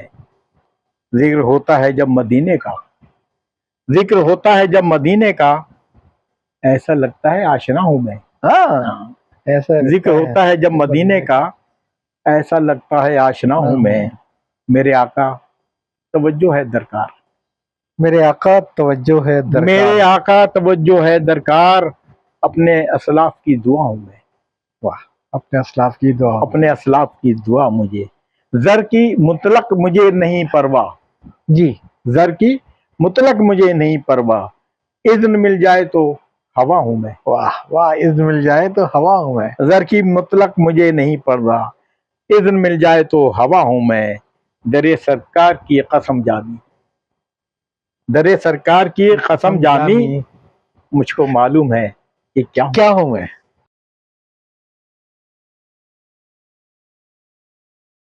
हाइको जब आई तो उसमें मैंने इसलिए नहीं कहा कि उन्होंने वाज़े तौर पे बता दिया था कि ये हाइको है, और हाइको के अंदर आप या तो फितरत इस्तेमाल करें, मगर हम लोग क्योंकि खालिस मशरकी हैं, तो हमने अपने सारे अपने मासूम नहीं, अपने मसाइल डाल दिए। नाम का है, नाम का है इंसान, नाम का है इंसान, अब तहजीब व तमद्दुन का, अब तमद्दुन का, दिल है कब्रिस्तान। उफ। दिल है कब्रिस्तान। नाम का है इंसान, अब तहजीब व तमद्दुन का, दिल है कब्रिस्तान। तोहमत धो लेते, तोहमत धो लेते, तोहमत धो लेते, गैरों पर गैरों पर रो लेने से, हाँ गैरों पर रो लेने से खुद पर रो लेते। बात तो सही है। खैर तोहमत धो लेते, तोहमत धो लेते, गैरों पर रो लेने से खुद पर रो लेते। मगर वही जरा थोड़ा वो है। क्या बरखा बरसात तेरे बिन सजनी मेरी, तेरे बिन सजनी मेरी, नागन जैसी रात। उफ। कैसी डस्ती है ये रात। फिर सही, फिर क्या बरसात, बरखा बरसात में तो आदमी पागल हो जाता है ना। क्या बरखा बरसात तेरे बिन सजनी मेरी, नागन जैसी रात। वाह। हमने गुजारी है, हमने गुजारी है, हिजर की लज्जत मत पूछो। हमने गुजारी है, हिजर की लज्जत मत पूछो, वस्र पे भारी है। हमने गुजारी है, हिजर की लज्जत मत पूछो, वस्र पे भारी है। वस्र पे भारी है। हमने गुजारी है, हमने गुजारी है। और साहब ये अब हाँ, इतने हैं मासूम, इतने हैं मासूम, इतने हैं मासूम, इज्जत और शोहरत में फर्क इज्जत और शोहरत में फर्क इनको नहीं मालूम। वाह वाह वाह, इज्जत और शोहरत में फर्क इनको नहीं मालूम। इतने हैं मासूम, इज्जत और शोहरत में फर्क इनको नहीं मालूम। लेके एक सोटी, लेके एक सोटी, सोटी, लेके एक सोटी रोज नचाती है हमको गंदुम की रोटी। ओहो हो, ओहो हो, फिर जाओ। लेके एक सोटी हाँ, रोज नचाती है हमको गंदुम की रोटी। ये गंदम की रोटी पे आके आपने बिल्कुल ही उठा के पटक दिया। बस बिल्कुल, वरना मैं तो सोटी पे वहीं पहुंचा था। हाँ। गेट नंबर 4 बिल्कुल बॉयज के पास।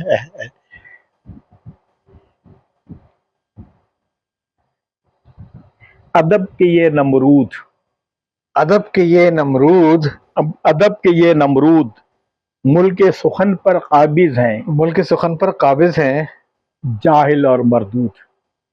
अब नाम भी बता ही रहे उनका। 1 2 3 4 5 हो तो बताऊं भी। हाँ, या आप तो बता दीजिए, उंगली की आज खत्म हो जाएंगी। ये फिर बता दीजिए, मैं तो शक्लें ध्यान में लेके आ रहा हाँ, हूँ। आप ले आइए। अदब के ये नमरूद, भाई ये वो बड़े साहब भी शामिल है इनमें, हाँ। इनकी तरफ इशारा कर रहे हैं, आप भी समझ गए होंगे। हाँ बिल्कुल। अदब के ये नमरूद, अदब के ये नमरूद मुल्क सुखन पर काबिज हैं, जाहिल और मरदूद।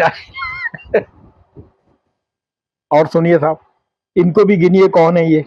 शायर की क्या बात, शायर की क्या बात, शायर की क्या बात, आला है अफकार मगर, आला है अफकार मगर, शायर की क्या बात, आला है अफकार मगर, अदना उसकी जात। अदना उसकी जात, पेट खाली।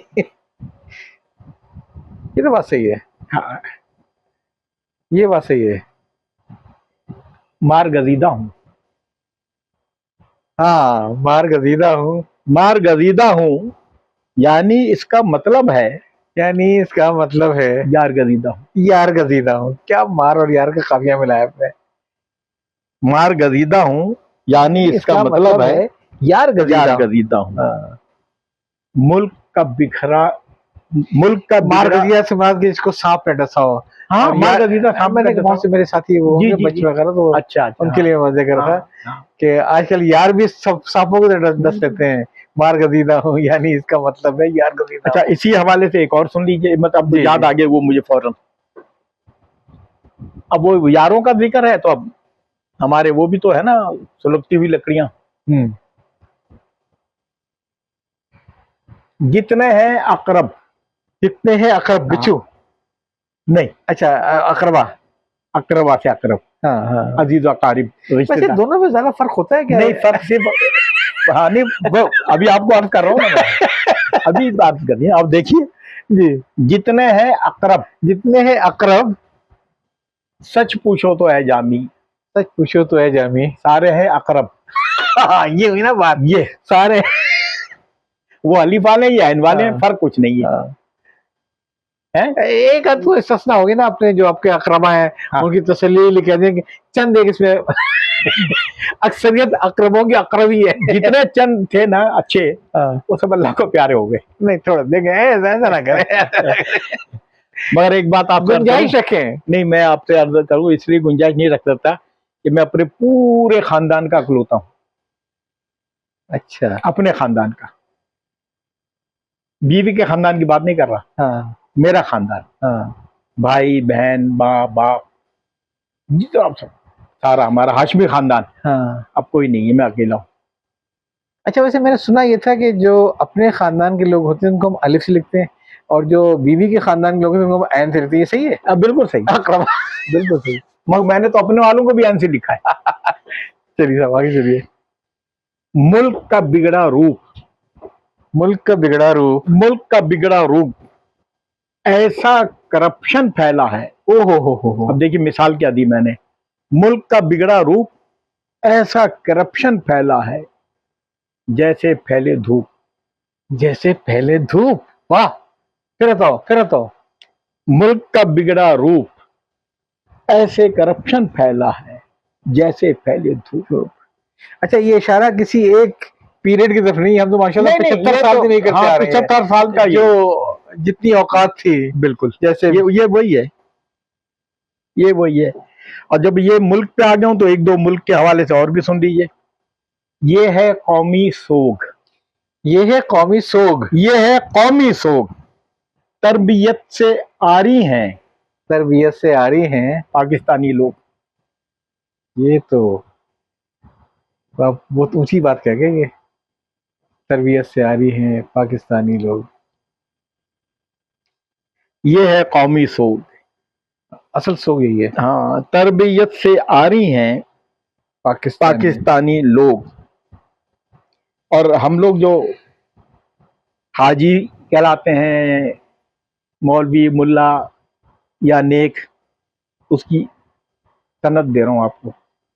सब पर मेरी धाक, सब पर मेरी धाक, अतिये दे के करता हूं, अतिये देकर करता हूँ, काले धन को पाक। वाह, काले धन को पाक। वैसे आपने जो मुआशरे की तस्वीर खींची, बाकी हमारे जितने भी हैं ज्यादातर वही पाए जाते हैं कि इधर से लूटो और उधर अपनी सखावत का दिखा दो। ये मैं आपसे अर्ज करूंगा, मैं ये जो मैं बताता हूँ मुशाहदा, तो मैं कोई भी चीज देखता हूँ तो मैं सरसरी नहीं गुजरता हूँ, मैं उसकी तह तक पहुंचने की कोशिश करता हूँ। बिल्कुल। तो जो कुछ भी देखता हूँ तो मैं पढ़ता हूँ। दरअसल ये मुताले से तो मेरा जहन रोशन हुआ है। ये पढ़ता हूँ, उसमें से बातें निकलती हैं जो माशरे में मैं देखता हूँ, उनसे निकलती है। अजीज व अकारिब, दोस्त अहबाब को देखता हूँ, वो सब अपनी एक एक कहानी बताते हैं, बिल्कुल, मैं उसी को फिर कलम बंद कर देता हूँ। दिल पे गुजरी हुई और कोई बात नहीं। हाँ, इसमें और आपको कोई कहानी नहीं है, वो मतलब अल्फाज बराए अल्फाज, मतलब मुशाहिदा है और इजहार है, और इजहार उसका इजहार है, मुशाहिदा उसका इजहार। मतलब आपका इजहारिया जो मुशाहिदे पर मबनी है, सिर्फ एक तसव्वुर पर मबनी नहीं है। हाँ, अब देखिए आजकल जमाने में एक ही चीज है जो मक्का मदीना भी है और मौला और आका भी है। जाहिर बात, सुन लीजिए आप, क्या है वो? जिंदा हर एक मन, जिंदा हर एक मन, जिंदा हर एक मन, क्योंकि दुनिया में जामी, क्योंकि दुनिया में जामी, पैसा ऑक्सीजन।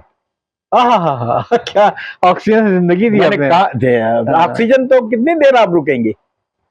तो ये पैसा कुछ वो नहीं है जिस हम कहें ये है, ये तो वो ऑक्सीजन है कि जो बंद हो जाए तो गया आदमी। कोई शक नहीं, कोई शक नहीं। जिंदा हर एक मन। अब पैसे के बारे में सुन लीजिए कि इतना प्यार नहीं, इतना प्यार नहीं, इतना प्यार नहीं, ये तो बड़ा हरजाई है।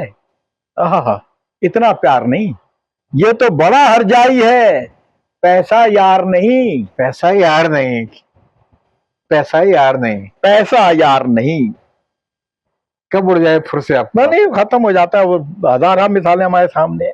देख के हूं मैं दंग, देख के हूं मैं दंग, इंसान खूब बदलते हैं गिरगिट जैसे रंग, गिरगिट जैसे रंग। देख के हूं मैं दंग, इंसान खूब बदलते हैं गिरगिट जैसे रंग, गिरगिट जैसे रंग। और अब आखिरी हाय को सुन लीजिए, फिर सैंडविच आपको सुनाऊंगा कि इतना जानता हूं, इतना जानता हूं, इतना जानता हूं, सब कुछ जान के भी जामी, सब कुछ जान के भी जामी, मैं अनजाना हूं, मैं अनजाना हूं। वाह, वैसे इल्म की मेराज है कि जब आदमी कहे कि मैं ये नहीं जानता, ये बात। और जहालत की इंतहा है कि मुझे बहुत कुछ सब कुछ मालूम है, सब कुछ मालूम है, सब कुछ ये मालूम। फर्क अगर लोग समझ जाए तो क्या बात है।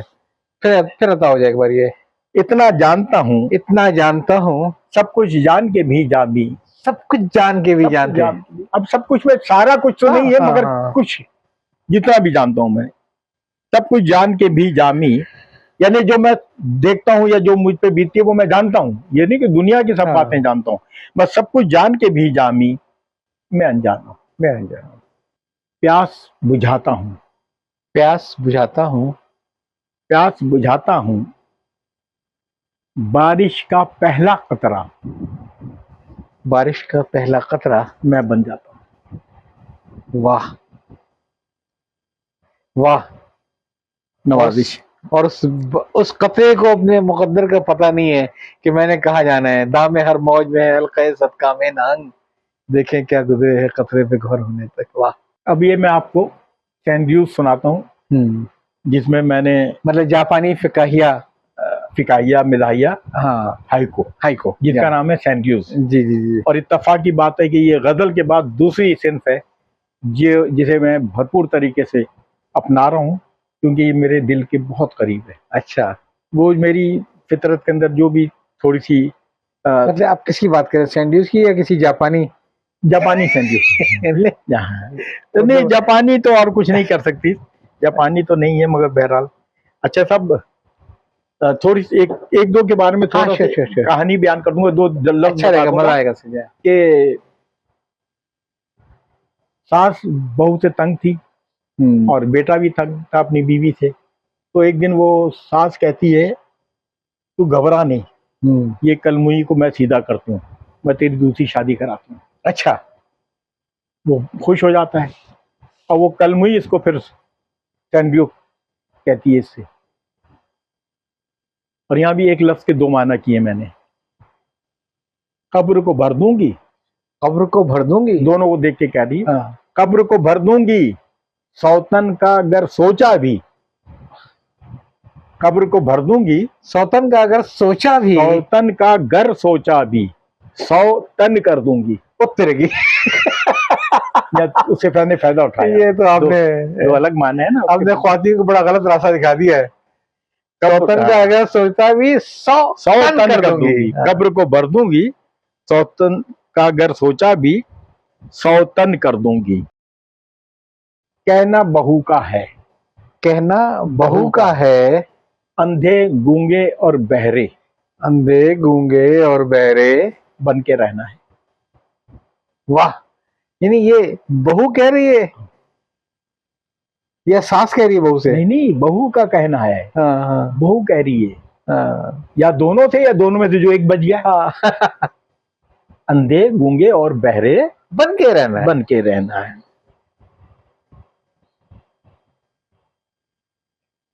रहते थे यकजा, रहते थे यकजा, घर में बहू के आते ही, घर में बहू के आते ही शीराजा बिखरा।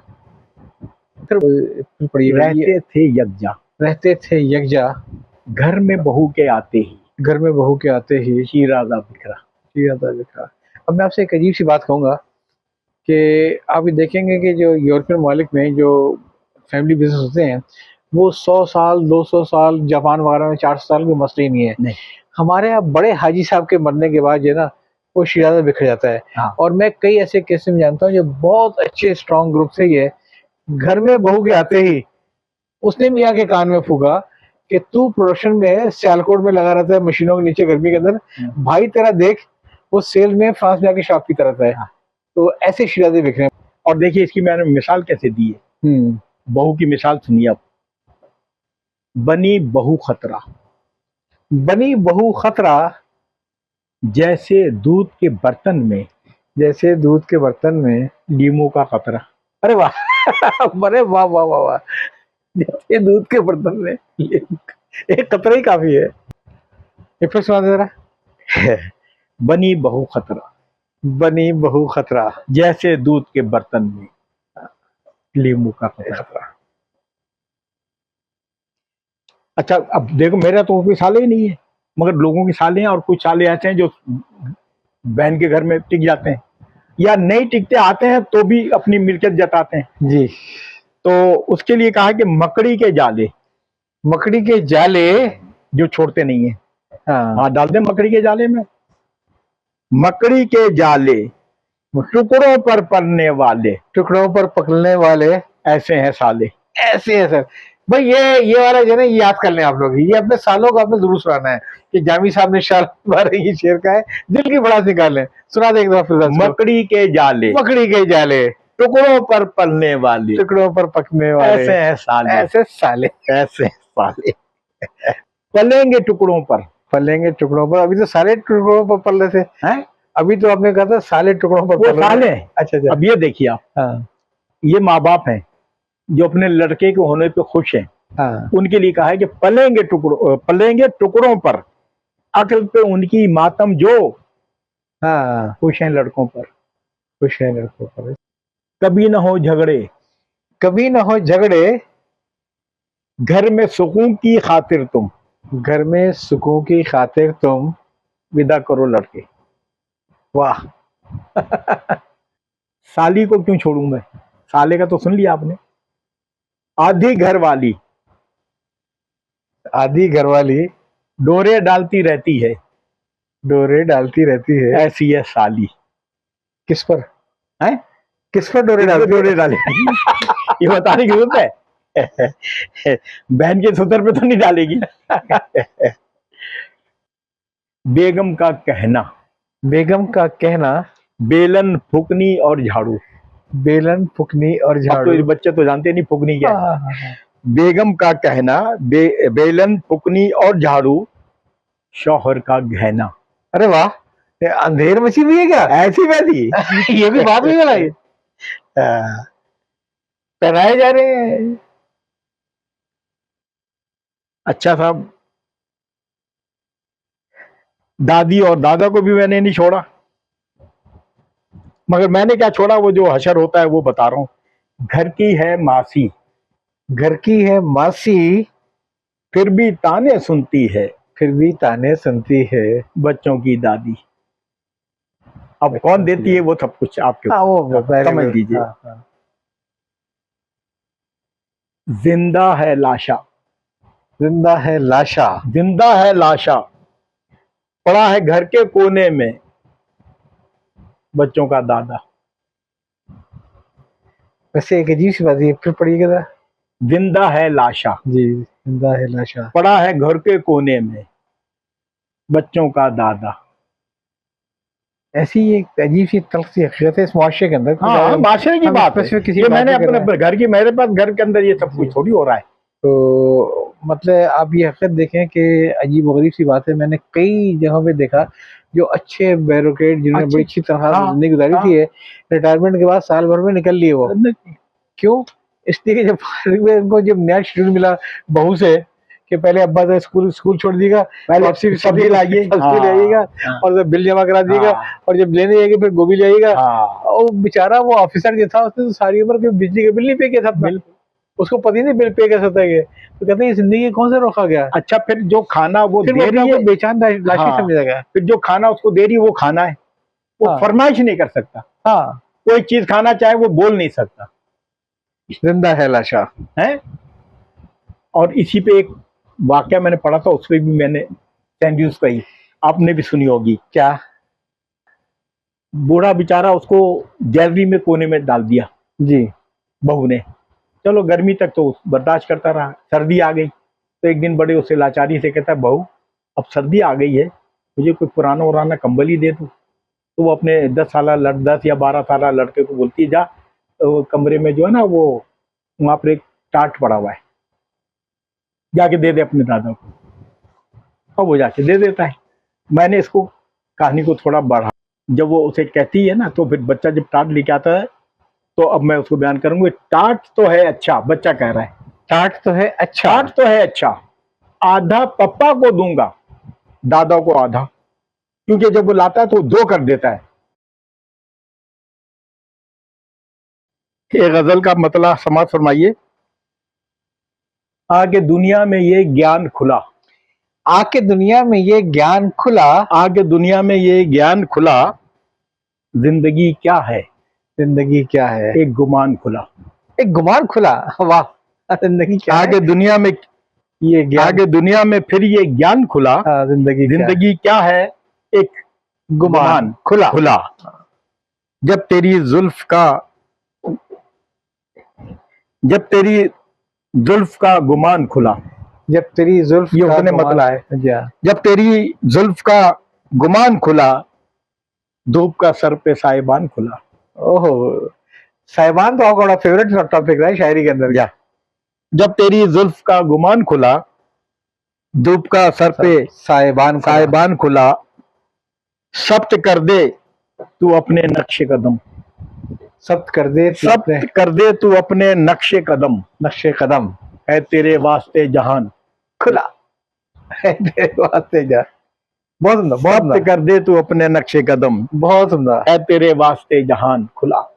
बहुत सुंदर। दिल का सौदा ना हो सकेगा कभी, दिल का सौदा ना हो सकेगा कभी, दिल का सौदा ना हो सकेगा कभी, दिल अजाइम में है चट्टान खुला। खुला। वाह, दिल अजाइम में है चट्टान खुला, तेरी आमद का शुक्रिया जाना। ये तो मुझे कहना चाहिए था ना, जी जी कि बिल्कुल, तेरी आमद के शुक्रिया जामी। हम तो सब हाँ, तेरी आमद के तेरी शुक्रिया आमद जामी। का शुक्रिया जाना, बाद मुद्दत के ये मकान खुला। वाह, बहुत सुंदर, बहुत सुंदर। तेरी आमद का शुक्रिया जाना, बाद मुद्दत के ये मकान खुला। भूल जाते हैं घर के रास्ते को, जी भूल जाते हैं घर के रास्ते को, जी, छोड़ जाते हैं जब मकान खुला। छोड़ जाते हैं जब मकान खुला। भूल जाते हैं घर के रास्ते को, छोड़ जाते हैं जब मकान खुला। यूं उठी उसकी आंख से पलकें, यूं उठी उसकी, यूं उठी उसकी आंख से पलकें, जैसे हसरत का एक गुमान खुला। ओ हो, जैसे ओ हो, हसरत का एक जहान खुला, जैसे हजरत का एक जहान खुला। यूं उठी उसकी आंख से पलकें, जैसे हसरत का एक जहान खुला। इस तवज्जो में रम्ज पिना है, इस तवज्जो में तवज्जो में रम्ज पिन्हा है, इस यकीन में है एक गुमान खुला। खुला। इस तवज्जो में रम्ज पिन्हा है, इस यकीन में है एक गुमान खुला। कर रहे थे वो गैर से बातें, कर रहे थे वो गैर से बातें, ये तो कर रहे थे। हाँ, कर रहे थे वो गैर से बातें, ले रहे थे वो इम्तिहान खुला। ले रहे थे वो इम्तिहान खुला। कर रहे थे वो गैर से ये तो बातें, कैफियत है साहब, हाँ। ये कैफियत है। ले रहे थे वो ले रहे थे वो इम्तिहान खुला। आ गया फिर करार मौजों को, आ गया फिर करार मौजों आ को, गया फिर करार मौजों को, जब सफीने का बादबान खुला। खुला।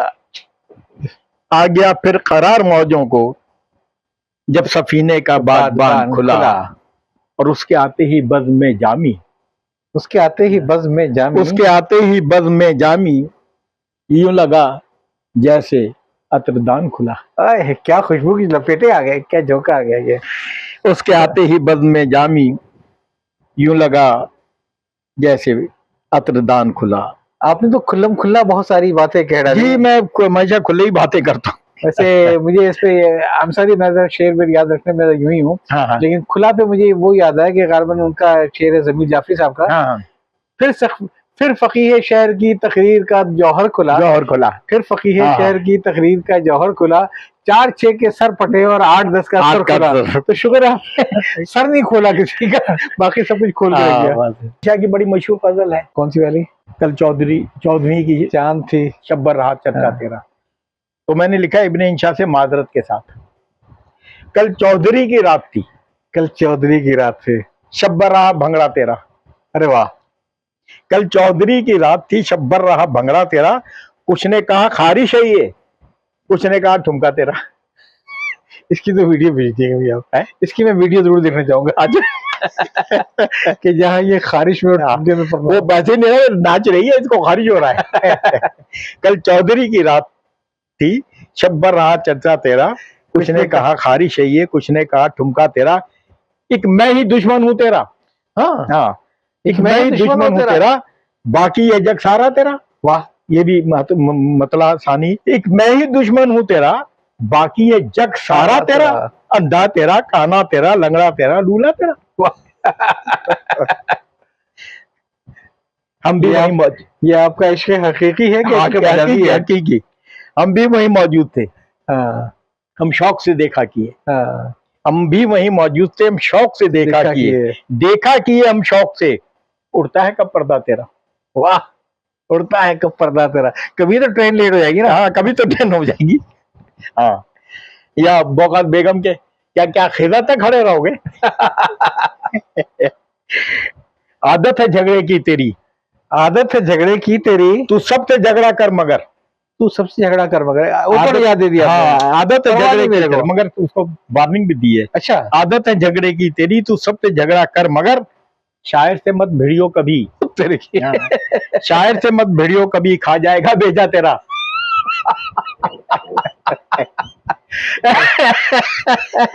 हकीकत हाल है इसमें, मतलब क्या कोई क्या शेर कहा है आपने बिल्कुल। शायर के बारे में, फिर बताओ जाइए आखिर में। आदत है झगड़े की तेरी, तू सबसे झगड़ा कर मगर, सुन ले भाई, आप लोग भी सुन ले जरा। हाँ, शायर से मत भिड़ियो कभी, खा जाएगा भेजा तेरा। भैया तेरा ऐसा वैसा खाएगा।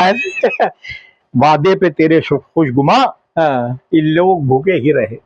वादे में तेरे वादे पे तेरे खुशगुमा, ये लोग भूखे ही रहे, उनको नहीं मालूम था वादा तेरा झांसा तेरा। तेरा किसने कहा ये चांद, हाँ, किसने कहा चेहरा तेरा। वादा इन तेरा। होटलों के सामने जाकर कोई देखे जरा, इन होटलों के सामने जाकर कोई देखे जरा, इन होटलों के सामने जाकर कोई देखे जरा, नशे में मिसले बरगे गुल, हर झूलता बंदा तेरा। सब चर्ची खड़े में ढूंढने खड़े हुए हैं, हिल रहे। नशे में मिसले बरगे गुल, हर झूलता बंदा तेरा। और हैं डांसर जितने यहाँ, सब रक्स करना छोड़ दें। है डांसर जितनी है डांसर ये जितनी डांसर क्या यहाँ, होती है? सब रक्स करना छोड़ दें। ये डांसर कितनी कौन होती है? कौन होती है? ये डांसर होती कौन है, मुझे पता नहीं। मैंने अच्छा, नहीं वो मैं आपको दिखाऊंगा, पता मुझे भी नहीं मालूम। अच्छा। हैं डांसर जितनी यहाँ, सब रक्स करना छोड़ दें, एक बार आकर देख लें, होता है क्या भंगड़ा तेरा। हाय हाय, होता है क्या भंगड़ा तेरा। है नाम रमजानी मेरा, हाँ, रमजान में पैदा हुआ है नाम रमजानी मेरा, सौदाई क्यों कहती है तू, लाया कभी सौदा तेरा। वाह, सादे ही सदा है। रमजानी तो ठीक है, रमजान में पैदा हुआ है नाम रमजानी मेरा, सौदाई क्यों कहती है तू, लाया कभी सौदा तेरा। और शेर देखिए, क्या वो जोगी ही बन जाए मगर, याद है ना। हाँ, सौदाई क्यों शेरों सुखन को छोड़कर धोबी ही बन जाए अगर।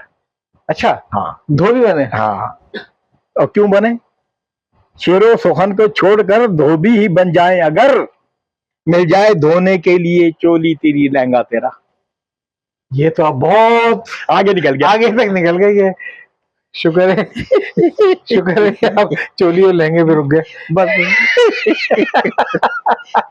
पता है शायर का क्या है? तीसरी जैकेट तो कोई कपड़ा होता भी नहीं है। उसने सुलूक से तेरे ये हाल आशिक का हुआ, उसने सुलूक से तेरे ये हाल आशिक का हुआ, उसने सुलूक से तेरे ये हाल आशिक का हुआ, देखकर कहते हैं सब क्या खूब है जन्खा तेरा। ये तो आपने नई नस्ल की तस्वीर खींची है। नई नस्ल की तस्वीर है, काफी अभी पहली दफा लाए हूँ ये। फिर सुनाइए ना, फिर सुनाइए। उसने सुलूक से तेरे ये हाल आशिक का हुआ, ये हाल आशिक का हुआ। उसने ऐसा उसको कर दिया कि ना मर्द रहा ना औरत। उसने सुलूक, और वो है भी उसने सुलूक ना। हाँ। उसने सुलूक से तेरे ये हाल आशिक का हुआ, देखकर कहते हैं सब क्या खूब है जन्खा तेरा। कल रात का किस्सा है क्या। अच्छा, कल रात का किस्सा है क्या। कल रात का किस्सा है क्या, कुछ तो बता ए बेहया। ये क्या बात हुई। हाँ, कल रात का किस्सा है क्या, कुछ तो बता ए बेहया, खटखटाता ही रहा मैं रात तक खटका तेरा। वाह, जो नहीं खुला दरवाजा तो कोई तो चक्कर है। कल रात का किस्सा है क्या, कुछ तो बता ए बेहया, खटखटाता ही रहा मैं रात भर खटका तेरा। वो उसने शायर ने ये नहीं कहा कि खटखटाता हूँ कितनी देर से दरवाजा खोल खोल। हाँ। मैं जब मस्जिद में पढ़ रहा था तहज्जुद की नमाज, ना कोई बंदा था ना कोई बंदा ना, बीवी दरवाजे नहीं खोल के दे रही है। तो ये भी खटकाएंगे। आमदाय बेकार है हर एक तुझसे ही मगर, आमदाय बेकार है हर एक तुझसे ही मगर, तो आज दिखला दे उन्हें होता है क्या लफड़ा तेरा। लफड़ा तेरा है, लफड़ा तेरा। उर्दू की लोग ने इजाफा कर दिया। मैं कहले अम्मी को तेरी छोड़कर बन जाऊं फिर दूल्हा मगर। ये बच्चे से कह रहे हैं। हाँ, नहीं उसी माशूक की अम्मी से। अच्छा अच्छा अच्छा। अम्मी को तेरी छोड़कर बन जाऊं फिर दूल्हा मगर, मामू तेरे साले तेरे ससुरा मेरा नाना तेरा। सब आ जाएंगे, सब आ जाएंगे। क्या बनेगा शायर गरीब का। अम्मी को तेरी छोड़कर बन जाऊं फिर दूल्हा मगर, मामू तेरे साले मेरे ससुरा मेरा नाना तेरा। और कम ज़र्फ सुन्नी हो तो चल, कहता है क्या अच्छी गजल। अच्छा, सुन्नी से हियरिंग। हाँ, हाँ, मैं सुन्नी। हाँ, फिर पढ़िएगा, मैं तो कहीं और पहुंच गया था। हाँ, सही। मैंने कहा ये दूसरा सुन्नी ना हो गया हो। कमजर्फ सुन्नी हो तो चल, कहता है क्या अच्छी गजल, रमजान में पैदा हुआ अच्छा। है नाम रमजानी मेरा, हाँ। रमजान में पैदा हुआ है नाम रमजानी मेरा, सौदाई क्यों कहती है तू, लाया कभी सौदा तेरा। वाह, शादी सदा है। रमजानी तो ठीक है, रमजान में पैदा हुआ है नाम रमजानी मेरा, सौदाई क्यों कहती है तू, लाया कभी सौदा तेरा। और शेर देखिए, क्या वो जोगी ही बन जाए मगर, याद है ना। हाँ हाँ हाँ। सौदाई क्यों शेरों सुखन को छोड़कर धोबी ही बन जाए अगर।